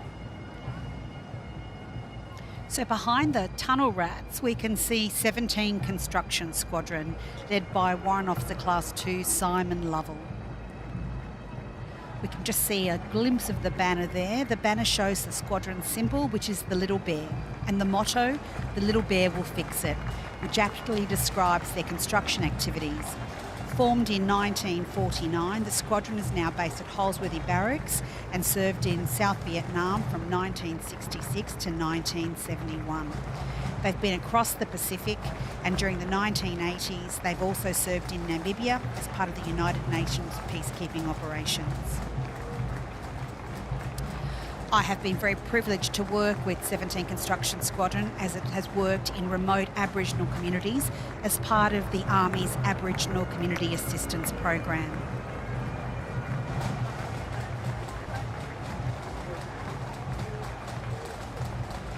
Small ships marching past, initially part of the Royal Australian Engineers, providing landing barges and other liaison during the Second World War, and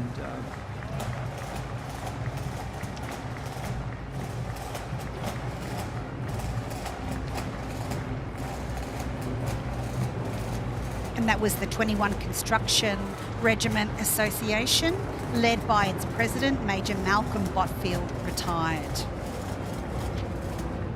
The 21 Construction Regiment was raised in 1950, originally as a supplementary reserve unit and later becoming part of the General Reserve. As part of the integrated ADF, the members have served in all theatres of operations, and the regiment, whilst disbanded in 2003, members have now become part of the 5th Engineer Regiment.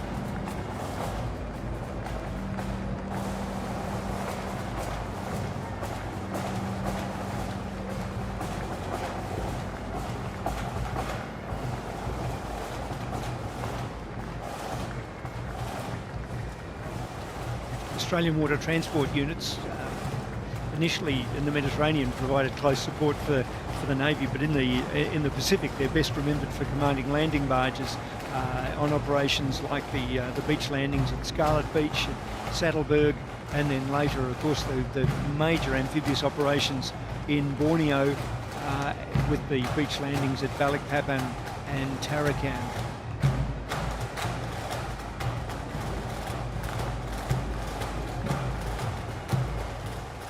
And the next band there is the Knox Grammar School Pipe Band, so located in Waringa on Sydney's North Shore. Knox Grammar is a uniting church school for boys which was founded in 1924 in the tradition of John Knox, a Scottish 16th century reformer.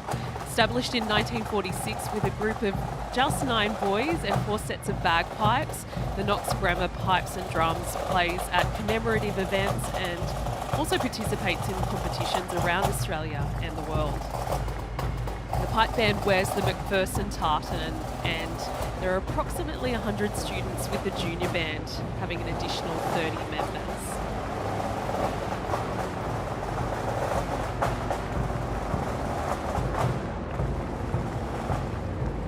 Yeah, but did we just see the Royal Australian Corps of Signals march past? And because Major General Paul Irving is the head of the RUSI Library at the Anzac Memorial, so I better give a quick shout out to Paul and his team, and the vital role played by SIGs who were originally engineers up until the Great War, and like the Australian Army Survey Corps that marched past a few moments ago, became their own corps after the Great War. And of course, Major General Irving is the former commander of the 2nd Division, which commands all of our reserve forces in the Australian Army. The Royal Australian Regiment's marching past now, and it's being led by Brian Horry Howard, who was awarded the Military Cross as when he was serving as an officer with the 3rd Battalion, the Royal Australian Regiment.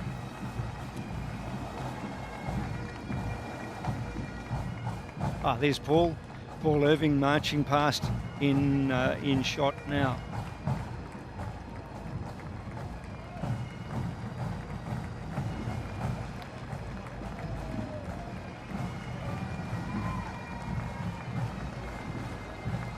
The Royal Australian Regiment will march past in order of battalions, and the 1st Battalion deployed to Vietnam 2 tours, initially in 1965, and among their number will be former Private Robert Bailey, who was mentioned in dispatches with 4 Platoon B Company. In one, a seasoned point scout and uncle of a friend of mine, awarded the mention in dispatches for killing one enemy soldier and driving another off, rather than allowing them to detonate a mine that would have taken out his platoon.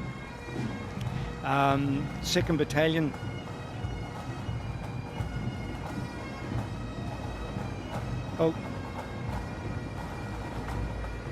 I think we can see the 4 RAR Association of New South Wales marching past us, led by David Morris. Yeah, the Fighting Fourth on their 2nd tour took a New Zealand company to war with them, and they fought the final battles of the war in Vietnam at Song Kar and Nui Lei. The 3rd Battalion, with its green colours immediately in front of us, the Old Faithful Battalion that had served won distinction with their at Kap Yong and at Mariang San, and there's Rod White, who served with Heavy Weapons Platoon 3 RAR, just on screen for a moment. They were integral in the defence of Firebase Balmoral on their 1st tour, and fought the Battle of Long Khan in 1971 on their 2nd tour. In fact, the officer leading the Royal Australian Regiment, Horry Howard, earned his Military Cross serving with the 3rd Battalion. He led a company of the 3rd into Baria in February 1968 during the Tet Offensive, when the Viet Cong had taken the town. And there was 500 enemy in the village, but Howard decided to send lead 100 Australians with some armour support back in and recaptured the town, the provincial capital of Phúc Thuy province. 6th Battalion, the Royal Australian Regiment, became famous when D Company fought for its life at the Battle of Long Tan on the 18th of August 1966, and they then served a second tour. And just behind the 6th Battalion Association, we can see the 7th Battalion, the 7th Battalion of the Royal Australian Regiment, which we know is nicknamed Porky 7 or the Pig Battalion, because they were called nothing but a bunch of pigs by a commanding officer after a particularly rowdy party. Indeed, the mob we missed and must mention is the 5th Battalion, the Royal Australian Regiment. John Waugh took them to war with Max Carroll as his 2IC on their first tour, and Colin Kahn took them back on their second tour. And just before they left Vietnam, when the 7th was arriving to replace them, the 7th's pig mascot was painted with tiger stripes by the 5th Battalion as they were leaving, because 5 RAR is the Tiger Battalion.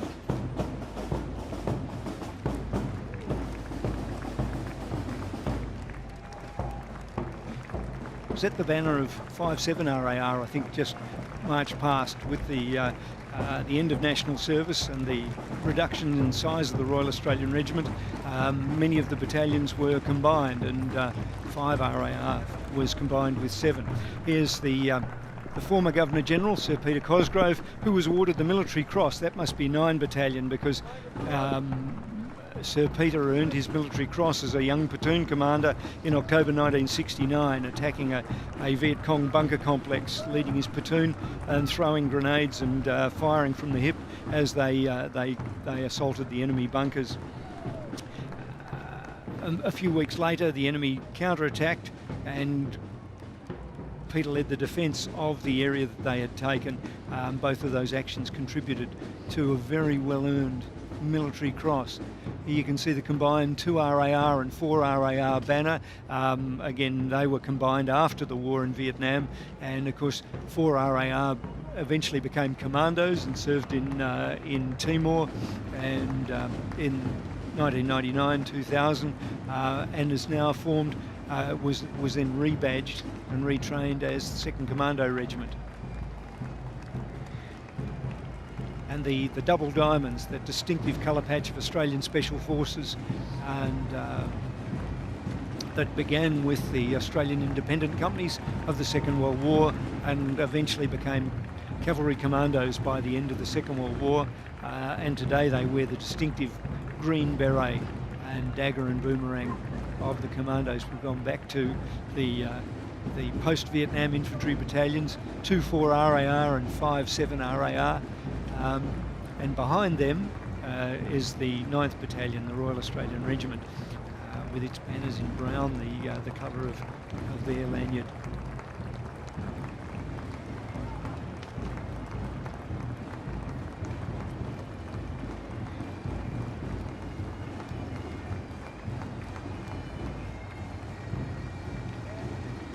Australian Army Aviation Corps banner.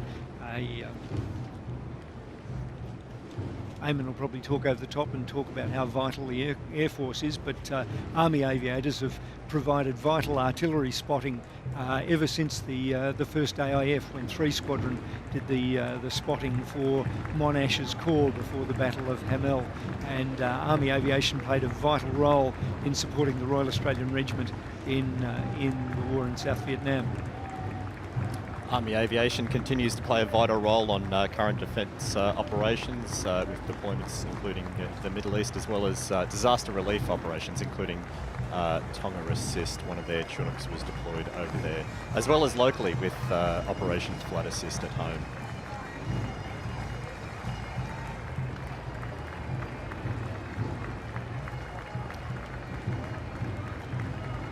You can see the Special Air Service Regiment Association banner in front of us now, and the Special Air Service Regiment was created by the British Army in North Africa during the Second World War. Australia developed a Special Air Service Company in 1957, and it first saw action against the Indonesians in North Borneo in 1966. And later brought up to regimental strength. They went to war in Vietnam from 1966 onwards, and finally withdrawn in early 1972. They've most recently seen action in Iraq and most famously in Afghanistan, where Ben Robert Smith and Mark Donaldson were awarded the Victoria Cross for Australia. And we're seeing the Castle Hill RSL pipe band right now. And this band was originally incorporated as the Epping and District Scottish Society pipe band in 1932. So it was the pipe band of the Epping and District Scottish Society. This band participates in dawn services for Castle Hill RSL as well as North Ryde RSL before the march in town. At the close of the day, the band support the North Ryde sunset service. Corps of Trucks, the Australian Army Service Corps.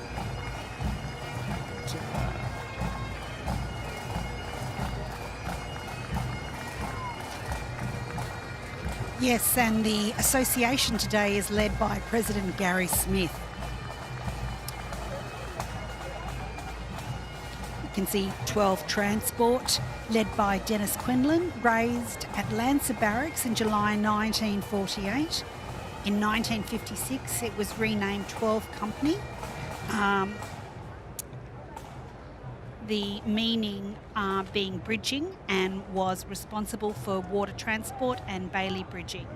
In 1958, 12 Company took on another name, the 12th Company Royal Australian, bear with me for a moment, the Royal Australian Transport Association, and it moved to Addison Road in Marrickville.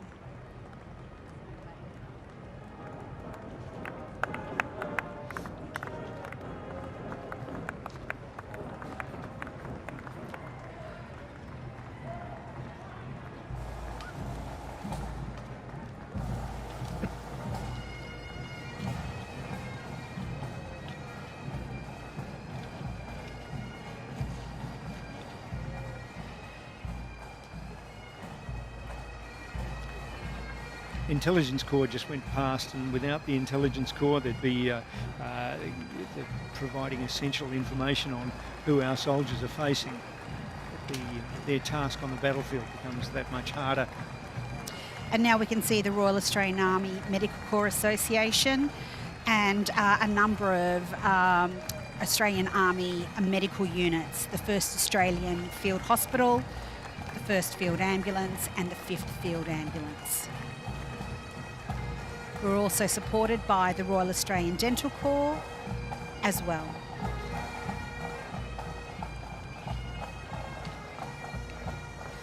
Of course, the 1st Field Hospital, the 1st Australian Field Hospital, operated the military hospital in Vung Tau, South Vietnam for over 3 years, from 1968, achieving a survival rate, astonishingly, of 99%. Now known as the 1st Cloth Health Battalion. They are based in Darwin, having been a proud commanding officer myself of that unit. Members of the unit have served on almost every Australian Defence Force operation and humanitarian deployment over the last 20 years. They're followed by the 1st Field Ambulance. 3 stretcher bearer sections landed at Gallipoli on the 25th of April 1915, and the unit has served continuously ever since. It's now known as the 1st Health Company of the 8 Combat Service Support Battalion, whose soldiers are carrying the banner. And of course, those members will be transitioning to the newly raised 2 Health Brigade, which will commence operational service in 2023. 1st Field Ambulance were the first New South Welshmen ashore at Gallipoli. The 3rd Field Ambulance was running out of stretcher bearers, and so 1st Field Ambulance sent 125 New South Welshmen ashore to provide stretcher bearer support for that 3rd Brigade, that the first ashore at Anzac. If I can give a big shout out to Major David Zerkes, who is leading the 5th Field Ambulance, and also a St John's Ambulance volunteer. I had the privilege of serving with David for many years.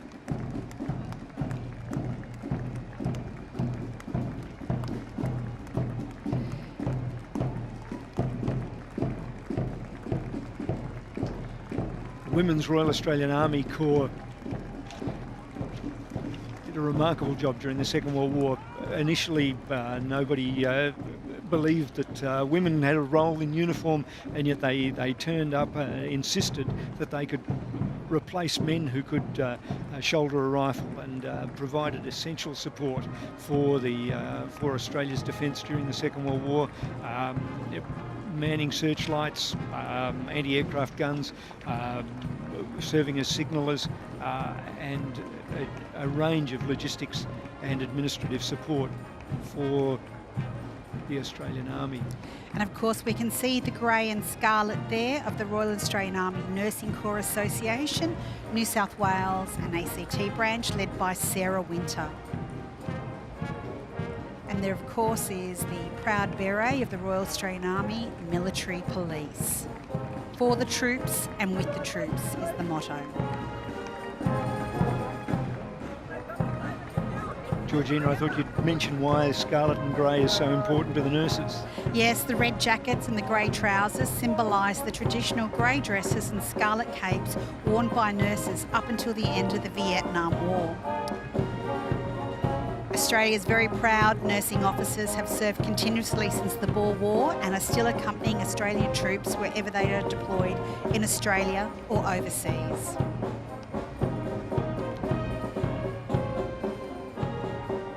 The Women's Royal Australian Army Corps actually replaced the AWOS, the Australian Women's Army Service, during the Second World War, and that was formed in 1951 and continued right through until the 1980s, until women were integrated into the Australian Defence Force. And of course the association's patron is Liz Cosson, AMCSC. She was the first female Major General and is now the Secretary of the Department of Veteran Affairs. And this is the Scots College Old Boys Pipes and Drums. It was formed and had its first appearance as part of the 1993 centenary celebrations of the Scots College. Old boy pipers and drummers, numbering in the hundreds. They descended upon the college for a gathering to mark the occasion. The band's first Sydney Anzac Day march was in 1996, and it's been in attendance every year since, swelling to 100 pipers and drummers on parade in 2015. And included in the band are several fathers and sons marching together today.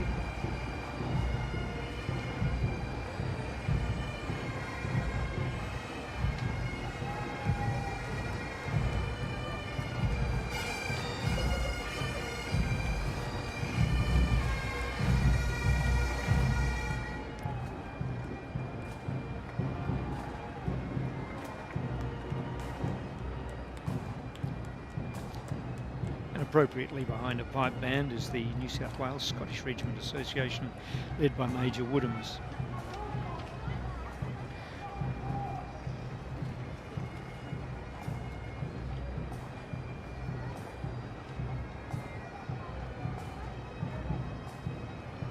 The Scottish Association is a proud regiment that can trace its history back to 1885 when the Scottish Rifles were formed.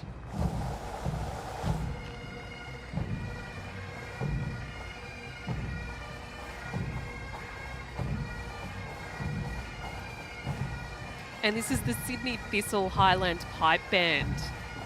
It's a well-respected and long-established pipe band in Sydney, formed in 1918 at the conclusion of World War I, and first participated in the Anzac Day March held that year. Sydney Thistle has been in existence continuously since then and are currently celebrating their 104th year. The band is led by Drum Major Doug Hall, Pipe Sergeant Mark Hamill, Pipe Major James Bruce and Drum Sergeant Ross Colbert.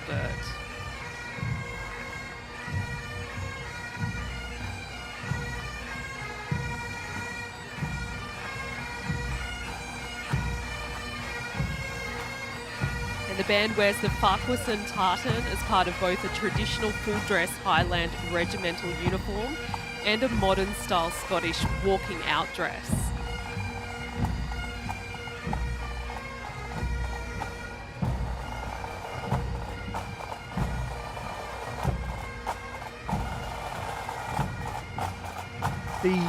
there's a National Service Association coming behind the pipers. Australia introduced conscription in 1911 for 12-year-olds, and that consisted through the First World War. We introduced conscription again in 1951. It fell into abeyance at the end of the 1950s and was reintroduced or reinvigorated under the Act in 1965 and provided bulk of service personnel for the Royal Australian Regiment in Vietnam. And on our screen now we can see the Royal Australian Air Force veterans and current serving contingent. They're being led today by the 3-wing New South Wales Australian Air Force Cadet Band. And at the head of the RAF contingent is number 22 Squadron City of Sydney Squadron. Established in 1936 out at RAF Base Richmond, it's where they continue to operate today, providing air base services. Just in front of that banner we can see Air Vice Marshal Darren Goldie, who recently took over the helm of Air Commander Australia up at RAF Base Glenbrook in the Blue Mountains. Air Vice Marshal Goldie is a former C-130 E, H and J pilot with over 5,000 hours flying.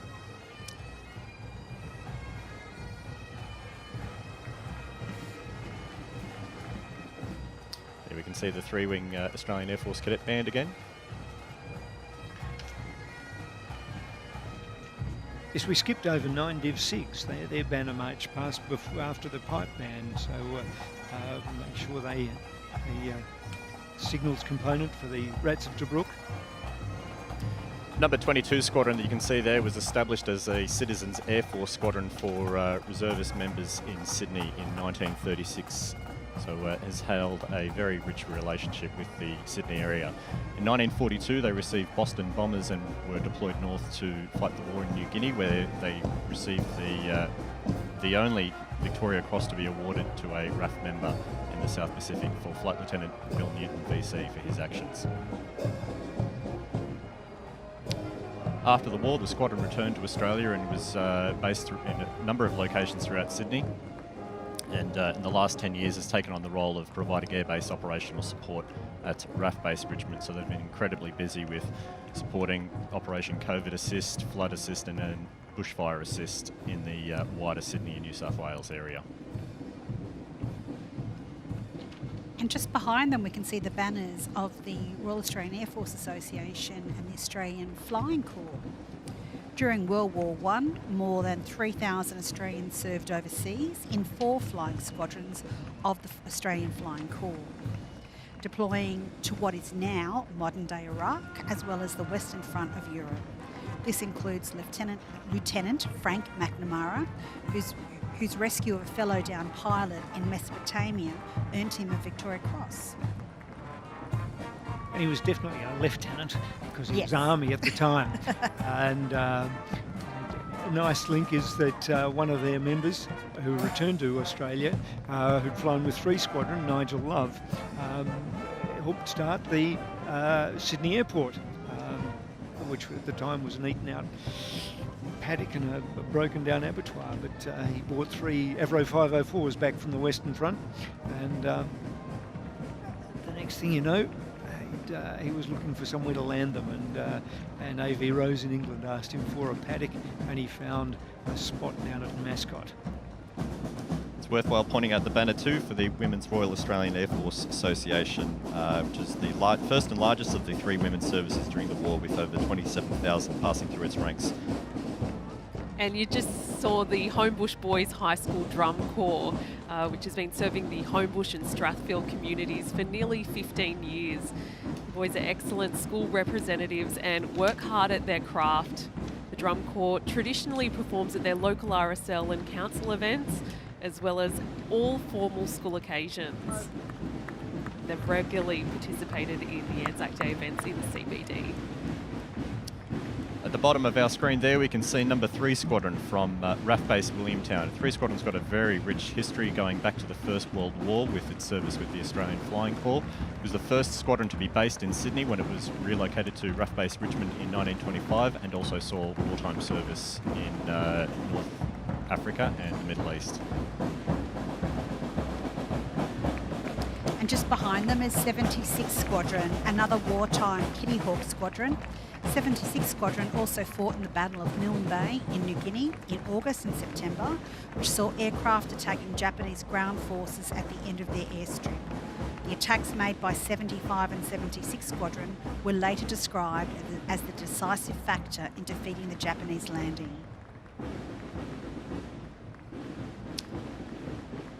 Behind them is 77 Squadron, also based up at RAF Base Williamtown, and also with a very rich history of wartime service, including Korea, where they were deployed from 1950 to 1953 in support of United Nations operations there. They started out the war with the Mustang before moving on to the Meteor jet fighter. Today they operate the F-35 Lightning at RAF Base Williamtown. If Ray Seaver's watching, g'day Ray, and thank you very much for your assistance with the Korean War exhibition. He flew with 77 flying Meteors in 53 and earned the US Air Medal for the number of ops that he flew with 77. Worthwhile pointing out RAF Ubon in Thailand. Many might not be aware that the RAF deployed a squadron of Sabre jet fighters to Ubon in Thailand to provide air defence of Thailand. Whilst not operationally deployed over into Vietnam, they were responsible for air defence and also conducted training against the United States Air Force Phantom squadrons that were also based at Ubon. Spitfire Association, I'll call out there. The Spitfires were operated by Australians early in the Second World War, but this year marks the 80th anniversary of their arrival in Australia as codename Capstan. They were initially based at RAF Base Richmond while the squadrons were formed up there before moving north to Darwin in Northern Australia to provide air defence against Japanese bomber raids. Spitfire's got the last Japanese kill over Australia in July 1944. They brought down a diner over Drysdale in the Kimberley. Spitfire would have been very well suited for that job, being a fairly good performer up at high altitude, while the Kitty Hawk that the RAF also operated during the war were better suited for lower operations. Tragedy at Spitfire was they had no legs. They didn't have the distance for Australia. And just passing is the New South Wales Corrective Services Band, which was originally formed in 1981 to provide essential ceremonial support to Corrective Services New South Wales and the New South Wales Government. It's led by a full-time music director, Deputy Superintendent John Buckley, who was appointed to this role in January 2011. Behind them is the 30 Bow Fighter Squadron veteran members. And I think in the wheelchair we can spot out Bruce Robertson from Castle Hill, who was a member of the squadron during the war. He was actually on radio at RAF Base Richmond during the midget submarine attacks in Sydney Harbour and overheard some of the traffic. 30 Squadron deployed its bow fighters up to Port Moresby during the war in New Guinea, where they were put to devastating effect during the Battle of the Bismarck Sea. The bow fighter was quick, had long range and heavy firepower, which meant it could do good work against the enemy at sea and on land. They were also operated as a long-range fighter throughout Northern Australia and across into the Southeast Asia. Was it the Japanese that called them Whispering Death?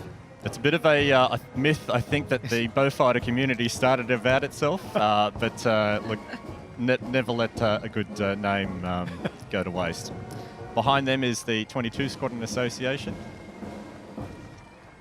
which also flew in many of the same battles as 30 Squadron, but initially with the American Boston bomber before they picked up bow fighters later in the war as well.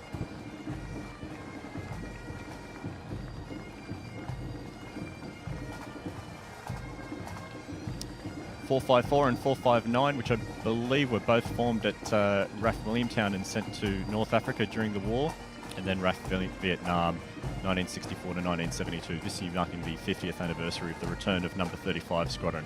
I'm going to butt in because Bob Treloar is leading the RAAF in Vietnam. You can see retired Air Vice Marshal Bob Treloar, known as Trudy to his mates. He's just marched off, mentioned in dispatches. He flew the first bushranger gunship into the Battle of Bin Bar, but was mentioned in dispatches for a very daring helicopter rescue during the war in Vietnam in 1969. The enemy closed to within 30 metres of his aircraft and were firing through his windscreen, but he picked up a few blokes from 5 RAR and got them out of there. There we can see the 37 Squadron Association. 37 was formed in Melbourne in 1943, served throughout the war and post-war, and then disestablished until 1966. There's the current serving members from RAF Base Richmond, led by Wing Commander Anthony Kay, you can see there in the middle.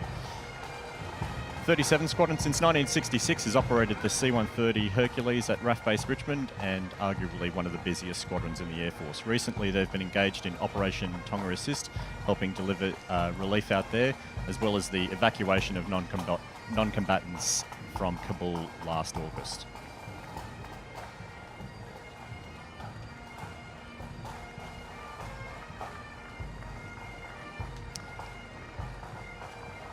Following behind them are the RAAF Sutherland Squadrons, which are 10 Squadron and 461 Squadron. First into combat, so they were deployed across to England to provide maritime patrol against German U-boats and other shipping throughout the war. 10 Squadron currently serving today at RAF Base Edinburgh in Adelaide with the Orion.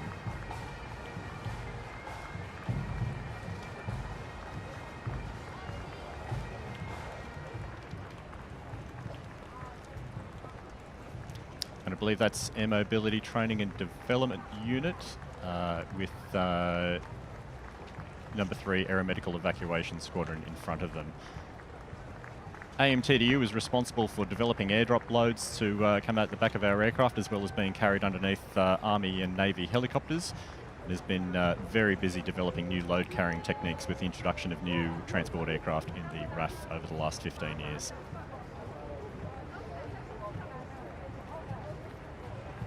Some of their handiwork has also seen Defence deliver resupplies to Antarctica to Australian research stations down there.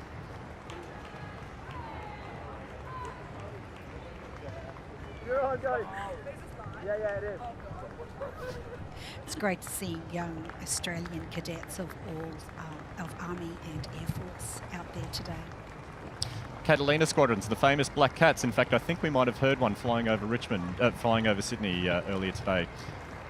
Catalinas had extremely long range and were very versatile in how they could be operated to provide reconnaissance against Japanese shipping, as well as attacks when required. Indeed, we just had the medals awarded to Earl Waterhouse, twice mentioned in dispatches as a navigator in CATS, planting mines in Japanese ports during the war on those long-range operations. And is that the Royal Air Force Association Sydney just behind?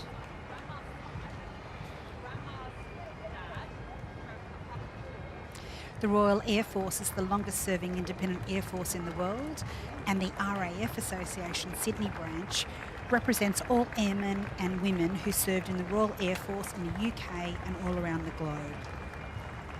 Many Australians served in the Royal Air Force during the Second World War. During the early stages of the war, there were more Australians in the Royal Air Force squadrons than in the Australian squadrons.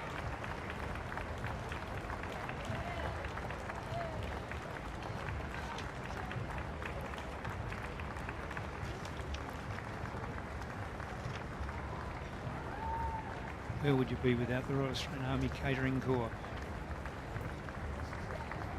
You'd be at the tail end of the Royal Australian Air Force contingent. Well done, that man.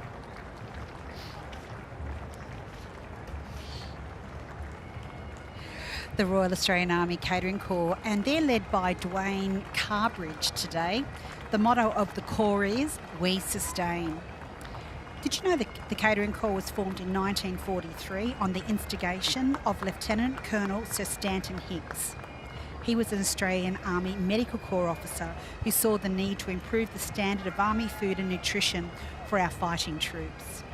Yeah, Australia's defence created the first one-man ration pack as a result of the experience on the Kokoda Trail, and these nutritionally balanced diets that the diggers all grizzled about. But Australia was a world leader in feeding our troops and maintaining their health. And we're seeing the St George Sutherland Scottish Pipe Band right now, which was formed in 1946 by returned servicemen after World War II.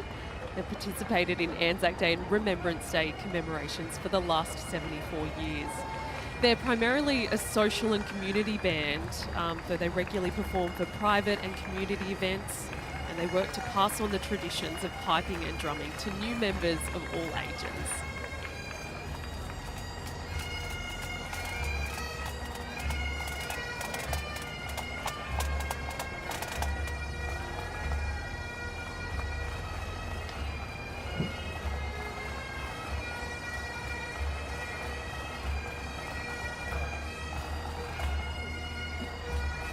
Distinctive cherry colour, it can only be the paras.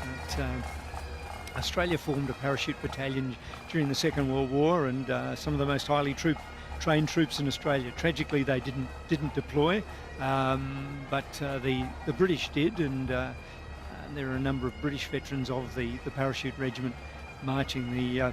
Although there are a number of Australians did serve with the paras during the Second World War, including Shan Hackett, who commanded the Air Landing Brigade during the Battle of Arnhem in 1944.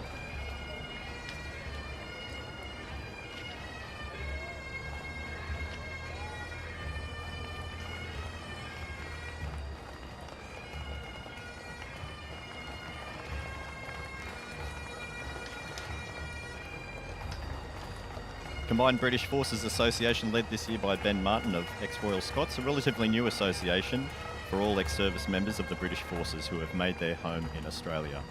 Behind them I can see I think that's the British Commonwealth Occupation Force. Yeah, the Beekoff served in Japan from February 1946 until the early 1950s, and in fact, their commander was a Gallipoli veteran, Horace Robertson, and they provided many troops for the war in Korea eventually. And of course we can see there the Indian Defence Force Veterans New South Wales, led by Colonel Joseph Matthews, a former infantry battalion commander. Around 15,000 Indian troops and non-combatants served at Gallipoli, fighting alongside the Anzacs. They're also part of Wavell's Desert Army, so 60th Indian Division was in front of the 6th Australian Division during the initial campaigns against the Italians in 1940 and 41.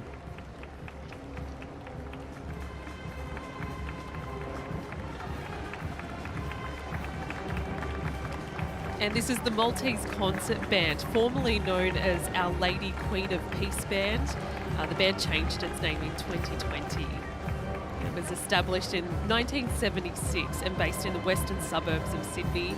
The Maltese Concert Band is the first Maltese concert band in Australia and the only one in New South Wales. The band brings 150 plus years of tradition of Maltese concert bands to Australia. The Maltese Ex-Servicemen's Association RSL sub-branch, just behind the band, led by President Mr Charles Misford, OAM. The Maltese RSL sub-branch was formed 58 years ago and has been marching on Anzac Day for 49 years. Malta played an important role during the Second World War owing to its closeness to the shipping lanes. Yeah, the HMAS Perth operated out of Malta very briefly, running those convoys to keep Malta fighting during the Second World War. So the connections between Malta and the Royal Australian Navy, and indeed the Royal Australian Air Force. We had a wing in Malta. That's right. 54. Yeah, number 81 wing Vampires, in fact, were deployed over there for several years in the 1950s, providing air defence in Europe. The bravery of the Maltese people during the Siege of Malta moved King George VI to award the George Cross to Malta on a collective basis to bear witness to the heroism and devotion that they will long be famous for in history. I Also like to mention the Maltese that served in the AIF. David Lewis Pazzarini served with the 10th Light Horse in the charge at the Neck and was killed in a raid across the Jordan River in 1918. So the connections are long and many. We could see the National Sikh Council of Australia incorporating marching for the Sikh regiments of World War I and World War II, and they're led by Colonel Sharanjit Singh Chima. During the First World War, the Sikh regiments served at the Western Front, Gallipoli, the Middle East and Mesopotamia. During the Third Battle of Krithia at Gallipoli, the 14th Sikh Battalion lost more than half of its numbers, killed or wounded, in a matter of hours. During World War II, the Sikhs fought in the North African Campaign and Italy, as well as in many areas across the Asian continent.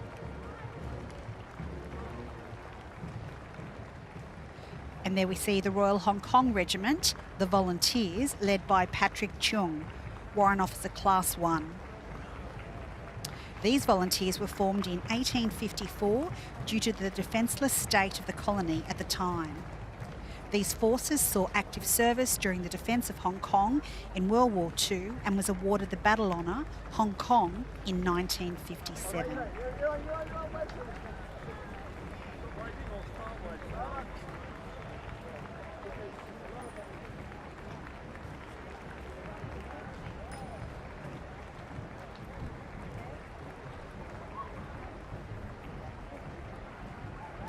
Yeah, the New South Welshmen of the Naval Brigade stopped at Hong Kong on their way to China to participate in the Boxer Rebellion in 1900. That was a Nepalese contingent, Gurkhas marching past. The Gurkhas have served with the British Army for over 200 years. They are noted for their bravery and strength. 4 Gurkha battalions served at Gallipoli. Gurkha Bluff, captured early in the campaign, was named in their honour.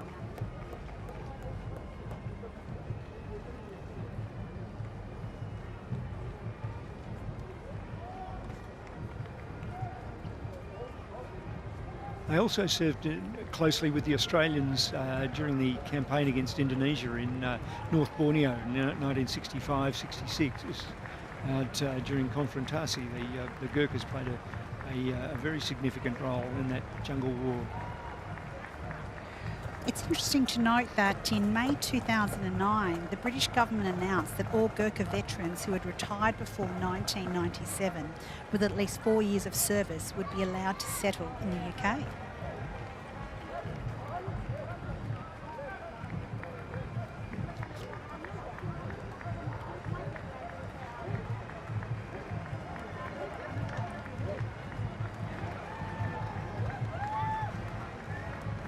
Another group of national servicemen. These cover the period from the National Service Act of 1951 through providing defence of Australia. They didn't deploy overseas, although we were fighting wars in Korea, the Malayan Emergency, and so on. And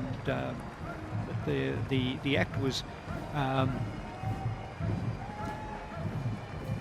revitalised, if that's the word, back in 1965 to provide national service to beef up the Australian Army in time for the war in Vietnam.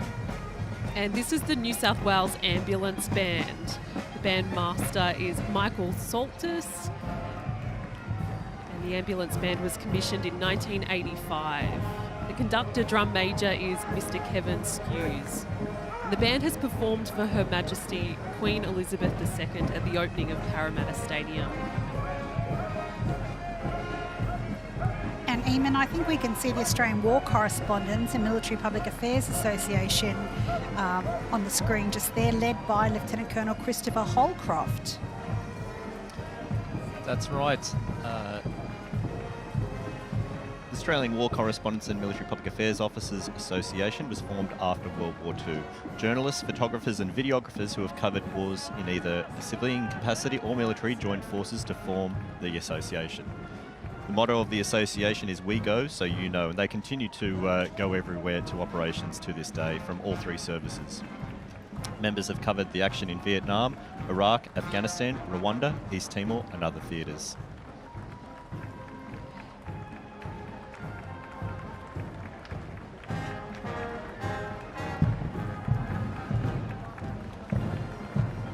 And of course we see Legacy on our screen. Sydney Legacy and the War Guild, Widows Guild, is led by Gwyn Boyd. Legacy is such a unique Australian tradition, born out of the trenches of World War I, where a promise was made to a dying mate to look after the missus and the kids. Today, Legacy serves around 43,000 partners and 1,800 children and dependents with disabilities.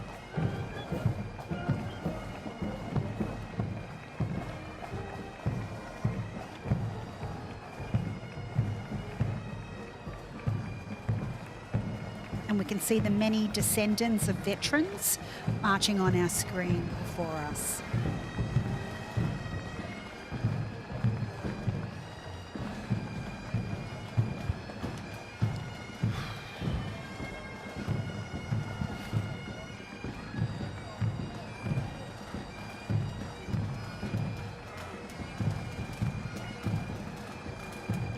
The descendants of veterans today are represented by the 19th Battalion Descendants Association, the descendants of the Boer War veterans, and the Australian World War I descendants.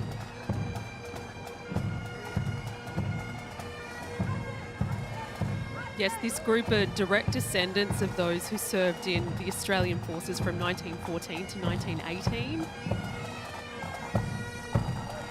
It first formed in 2000 with only 10 descendants. The association now has a growing membership with over 100 marchers. In front of us is 2nd 20th Battalion Association, one of those units of the 8th Australian Division that was deployed as garrison troops to Singapore prior to Japan's entry into the war. They were there as a deterrent. Of course, that didn't work, and they staged a desperate fighting retreat down the Malay Peninsula and delayed the Japanese advance, defended Singapore, and eventually fell back to the island.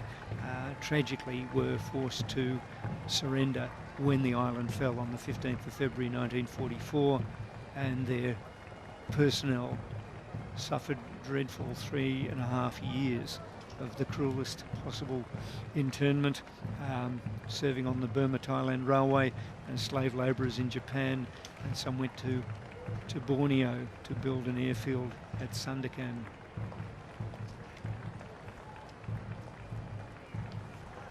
There's a Belgian flag.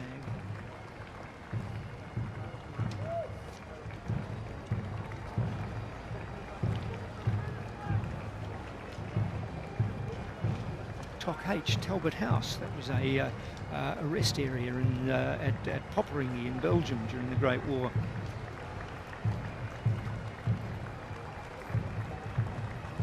And these militia units of the 19th Infantry Battalion and the Darwin Infantry Battalion militia units that defended Northern Australia in the early stages of the Second World War while the AIF was overseas.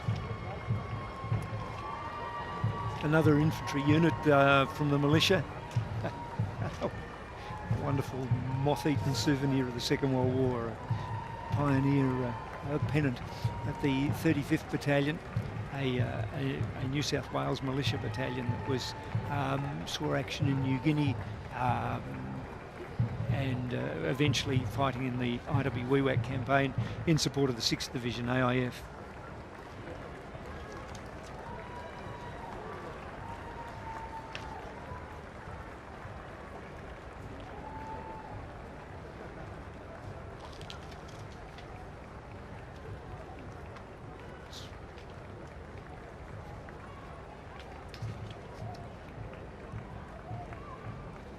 And we can see the US Army Small Ships Association, led by Leonard McLeod there on our screen, just behind the 35th Infantry.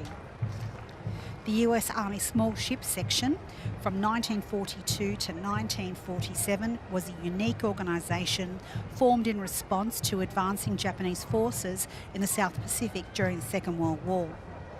During 1942, the Small Ship Section commenced landings in New Guinea. This attack fleet consisted of a wide variety of vessels acquired or built in Australia and New Zealand. They're an extraordinary bunch. They employed a number of Torres Strait Islanders because of their skill with boat handling and their familiarity with the islands to our immediate north, and a number of them were commissioned. It was quite extraordinary. The wonderful photographs of Torres Strait Islanders wearing US Army officers' uniform, US Naval officers' uniforms, and US Army officers' uniforms during the war, operating small boats because of their local knowledge.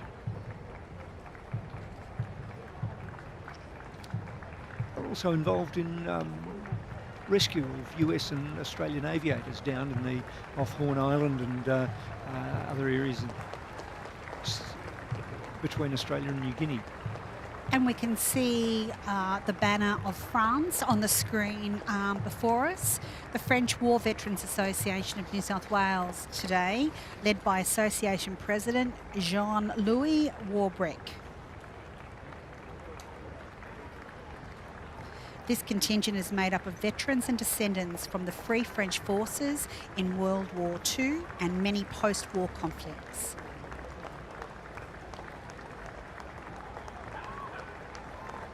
Yes, some amazing medals amongst them, with service in Morocco and Algeria. Later, the ABC will screen a live broadcast of the dawn service from the Australian Memorial at Villers-Bretonneux.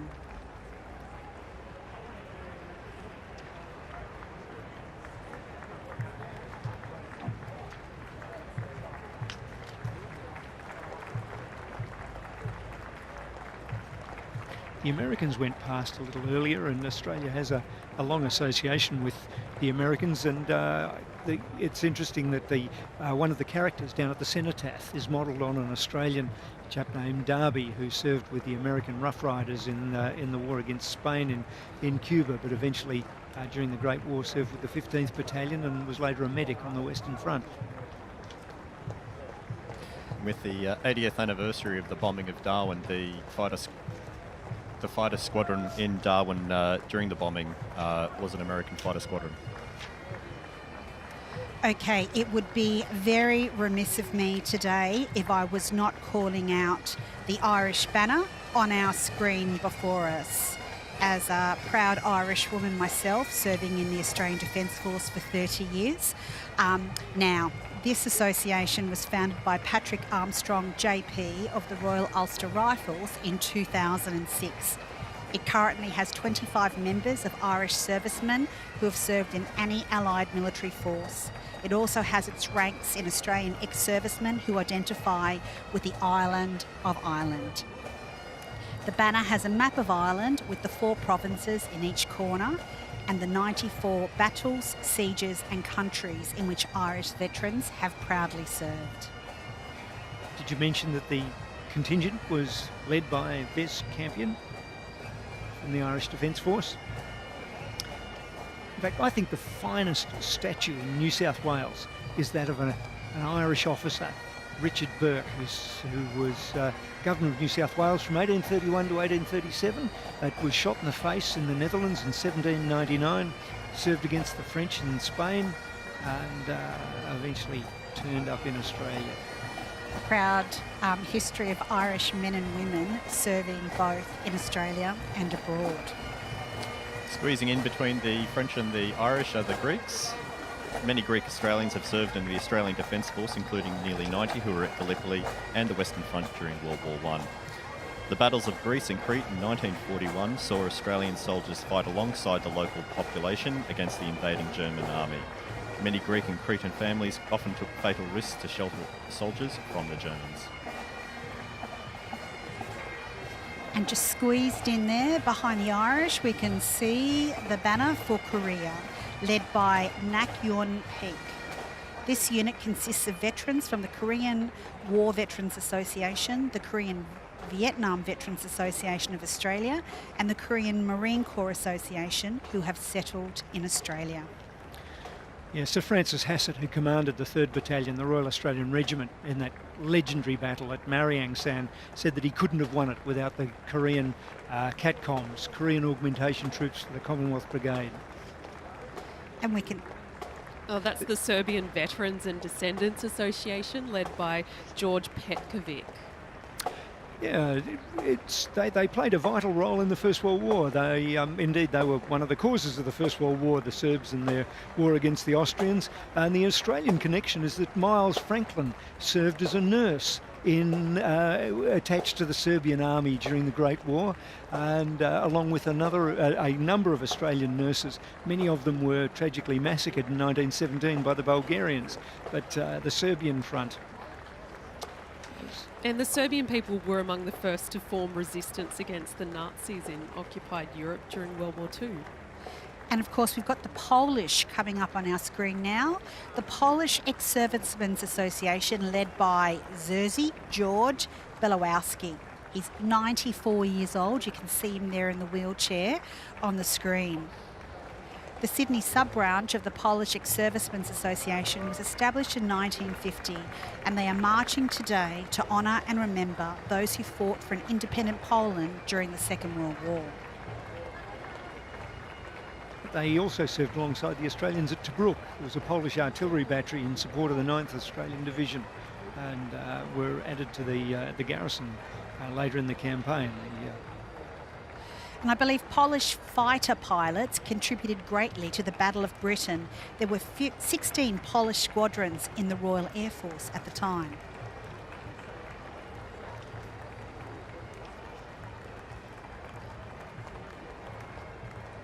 And there we have the Turkey banner. Today is an important day for both Australians and Turkish people.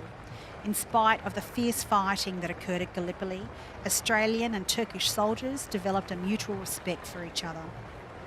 In the post-war period, many Turks settled here in Australia.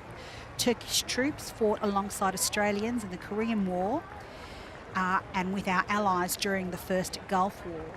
Turkish soldiers have also served with United Nations peacekeeping troops in Somalia, Bosnia and Kosovo. Yeah, the Turkish Independent Infantry Brigade in Korea was commanded by a Gallipoli veteran, which is, I don't know, Republic of Vietnam. That gold with the 3 red bars. Australia joined their war against communism in 1962 with the deployment of the Australian Army Training Team, Vietnam.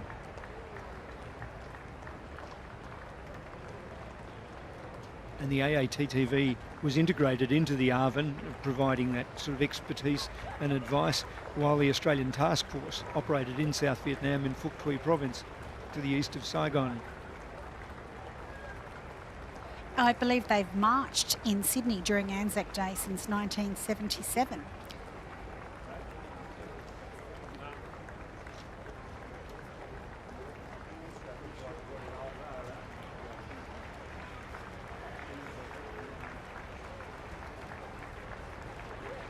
The Rhodesian Veterans have an interesting history with Australia, given that the first major deployments of Australians during the at the time of Commonwealth was against the war against the Boers, and the Australians fought in what is now Rhodesia in the siege of the Elands River Post. Then, of course, the Rhodesians formed their own units as in the war in East Africa, where a young Australian, Wilbur Dartnell, was awarded the Victoria Cross posthumously for serving against the Germans in East Africa. Now, if you don't mind, as Commissioner of an Emergency Services Agency and a veteran, calling out our SES and RSL marshals that are bringing up the rear. The SES are marching in their distinctive orange uniforms. Volunteers from the State Emergency Service have been busy since early this morning supporting the march, assisting elderly veterans and organising the participants. As we know, the State Emergency Service, look at that beautiful smile, the State Emergency Service have worked tirelessly, in particular over the last 6 months, in response to the floods on the east coast of Australia.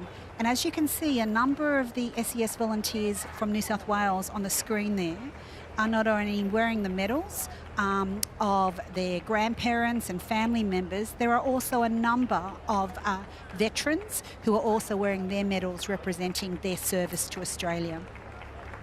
Well, as the march comes to an end, it's been very much a day of commemoration and remembrance, honouring our Anzacs and our past and current serving members of the Defence Force. But for some, it's a year-long passion. The Headstone project in Tasmania goes to great lengths to ensure all Australian First World War veterans have their last resting place suitably marked in a way that recognises their service. In the quiet town of Oatlands in central Tasmania, members of the armed forces have gathered to commemorate the life of a fellow soldier. But this is no ordinary service.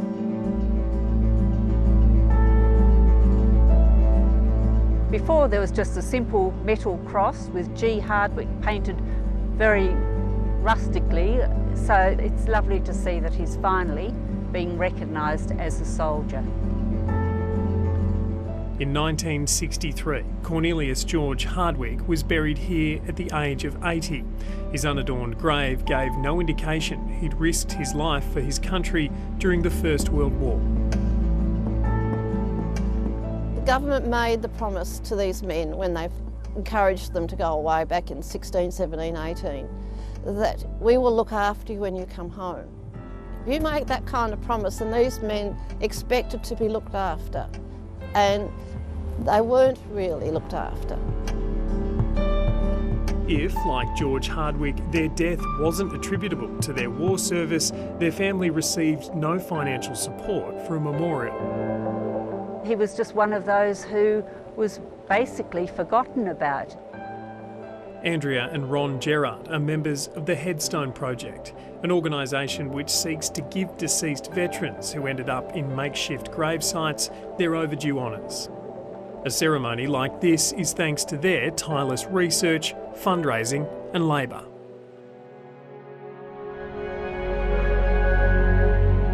Restoring George Hardwick's headstone and hundreds before him began here at Cornelian Bay in Hobart.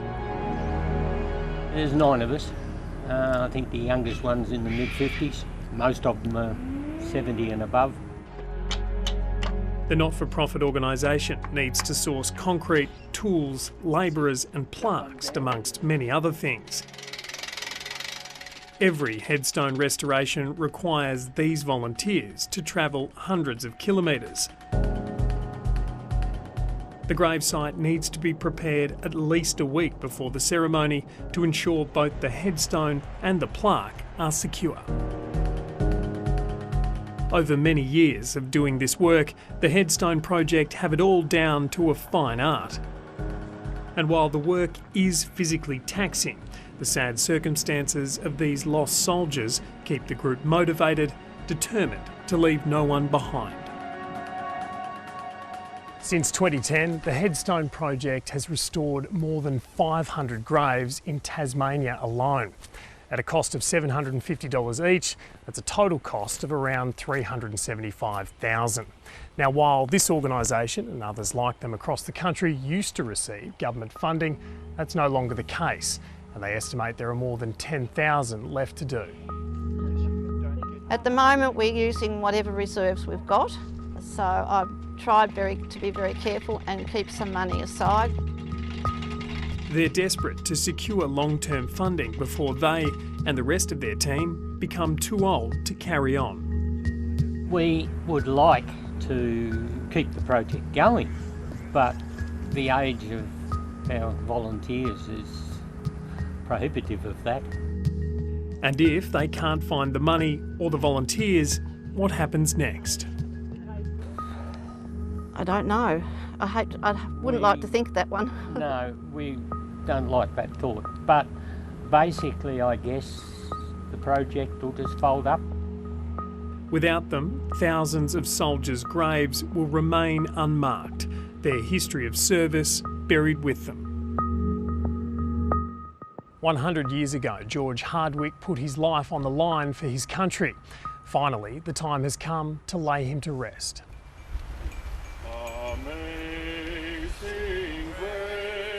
Halfway across the world, he witnessed things that we can only imagine. Although the conflict didn't take his life, the lasting effects of World War I shaped the rest of it. He died in a small town with no close family and no recognition of the sacrifice he made. I'd like to leave a legacy that says that we care, that we're a group of people who tried to do something in a positive and in a real way. Why should they miss out when others have got a headstone? They're all heroes for me. These guys deserve to be remembered.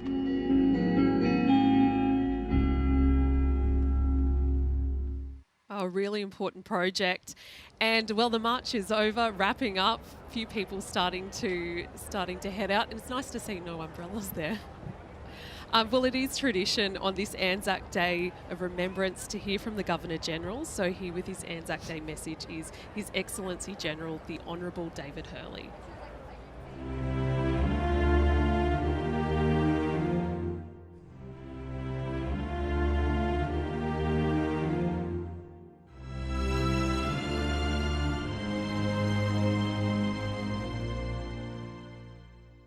Walk through any town or city in Australia and you will find a war memorial. You may walk past one every day. On Anzac Day, we don't walk past. It's a day when we stop. It's a day when we are drawn to these memorials, to reflect, to remember, and to recognise that memorials both honour those who made the ultimate sacrifice and remind us of who we are. Lest we forget, we hear and say those powerful, emotive words on Anzac Day. But does just saying them make them true? A recent study by Deakin University found that a quarter of people surveyed had little to no knowledge of the Holocaust. That finding should worry all of us. It is dangerous if we forget history, what has shaped us, what drives us, what gives us character. That is why on Anzac Day, and perhaps on other days, we shouldn't walk past memorials.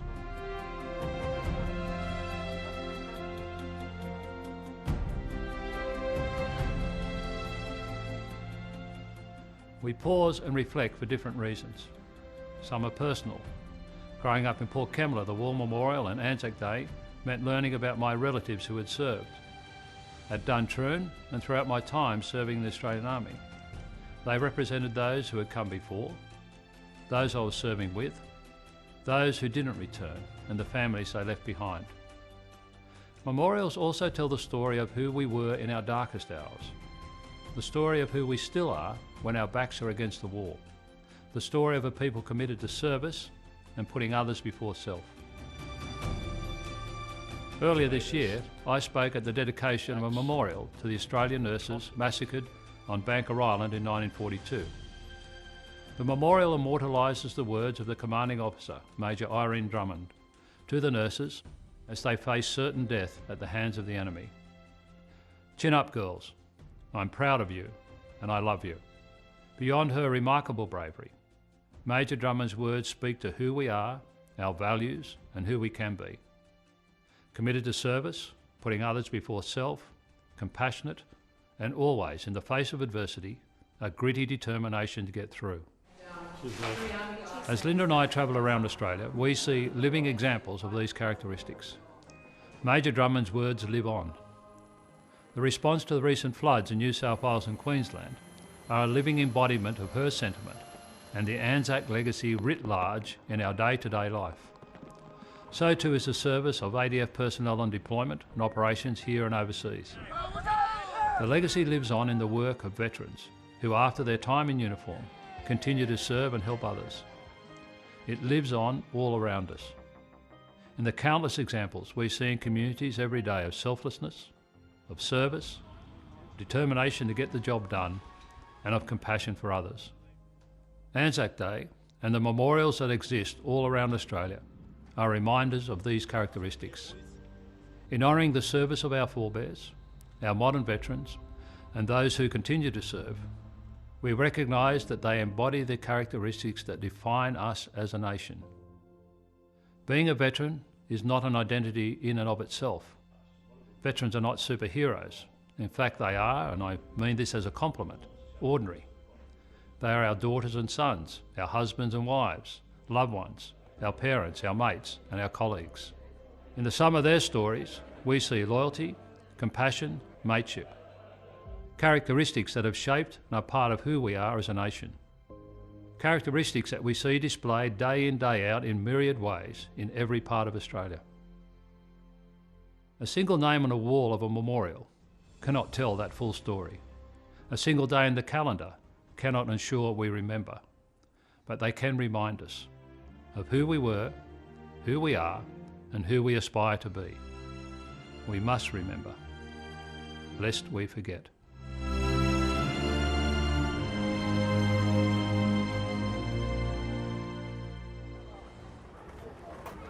Thanks to my co-commentators and the production personnel today, and thank you for joining our telecast. We look forward to your company again next year, and we'll leave you now with some of the highlights from today's march.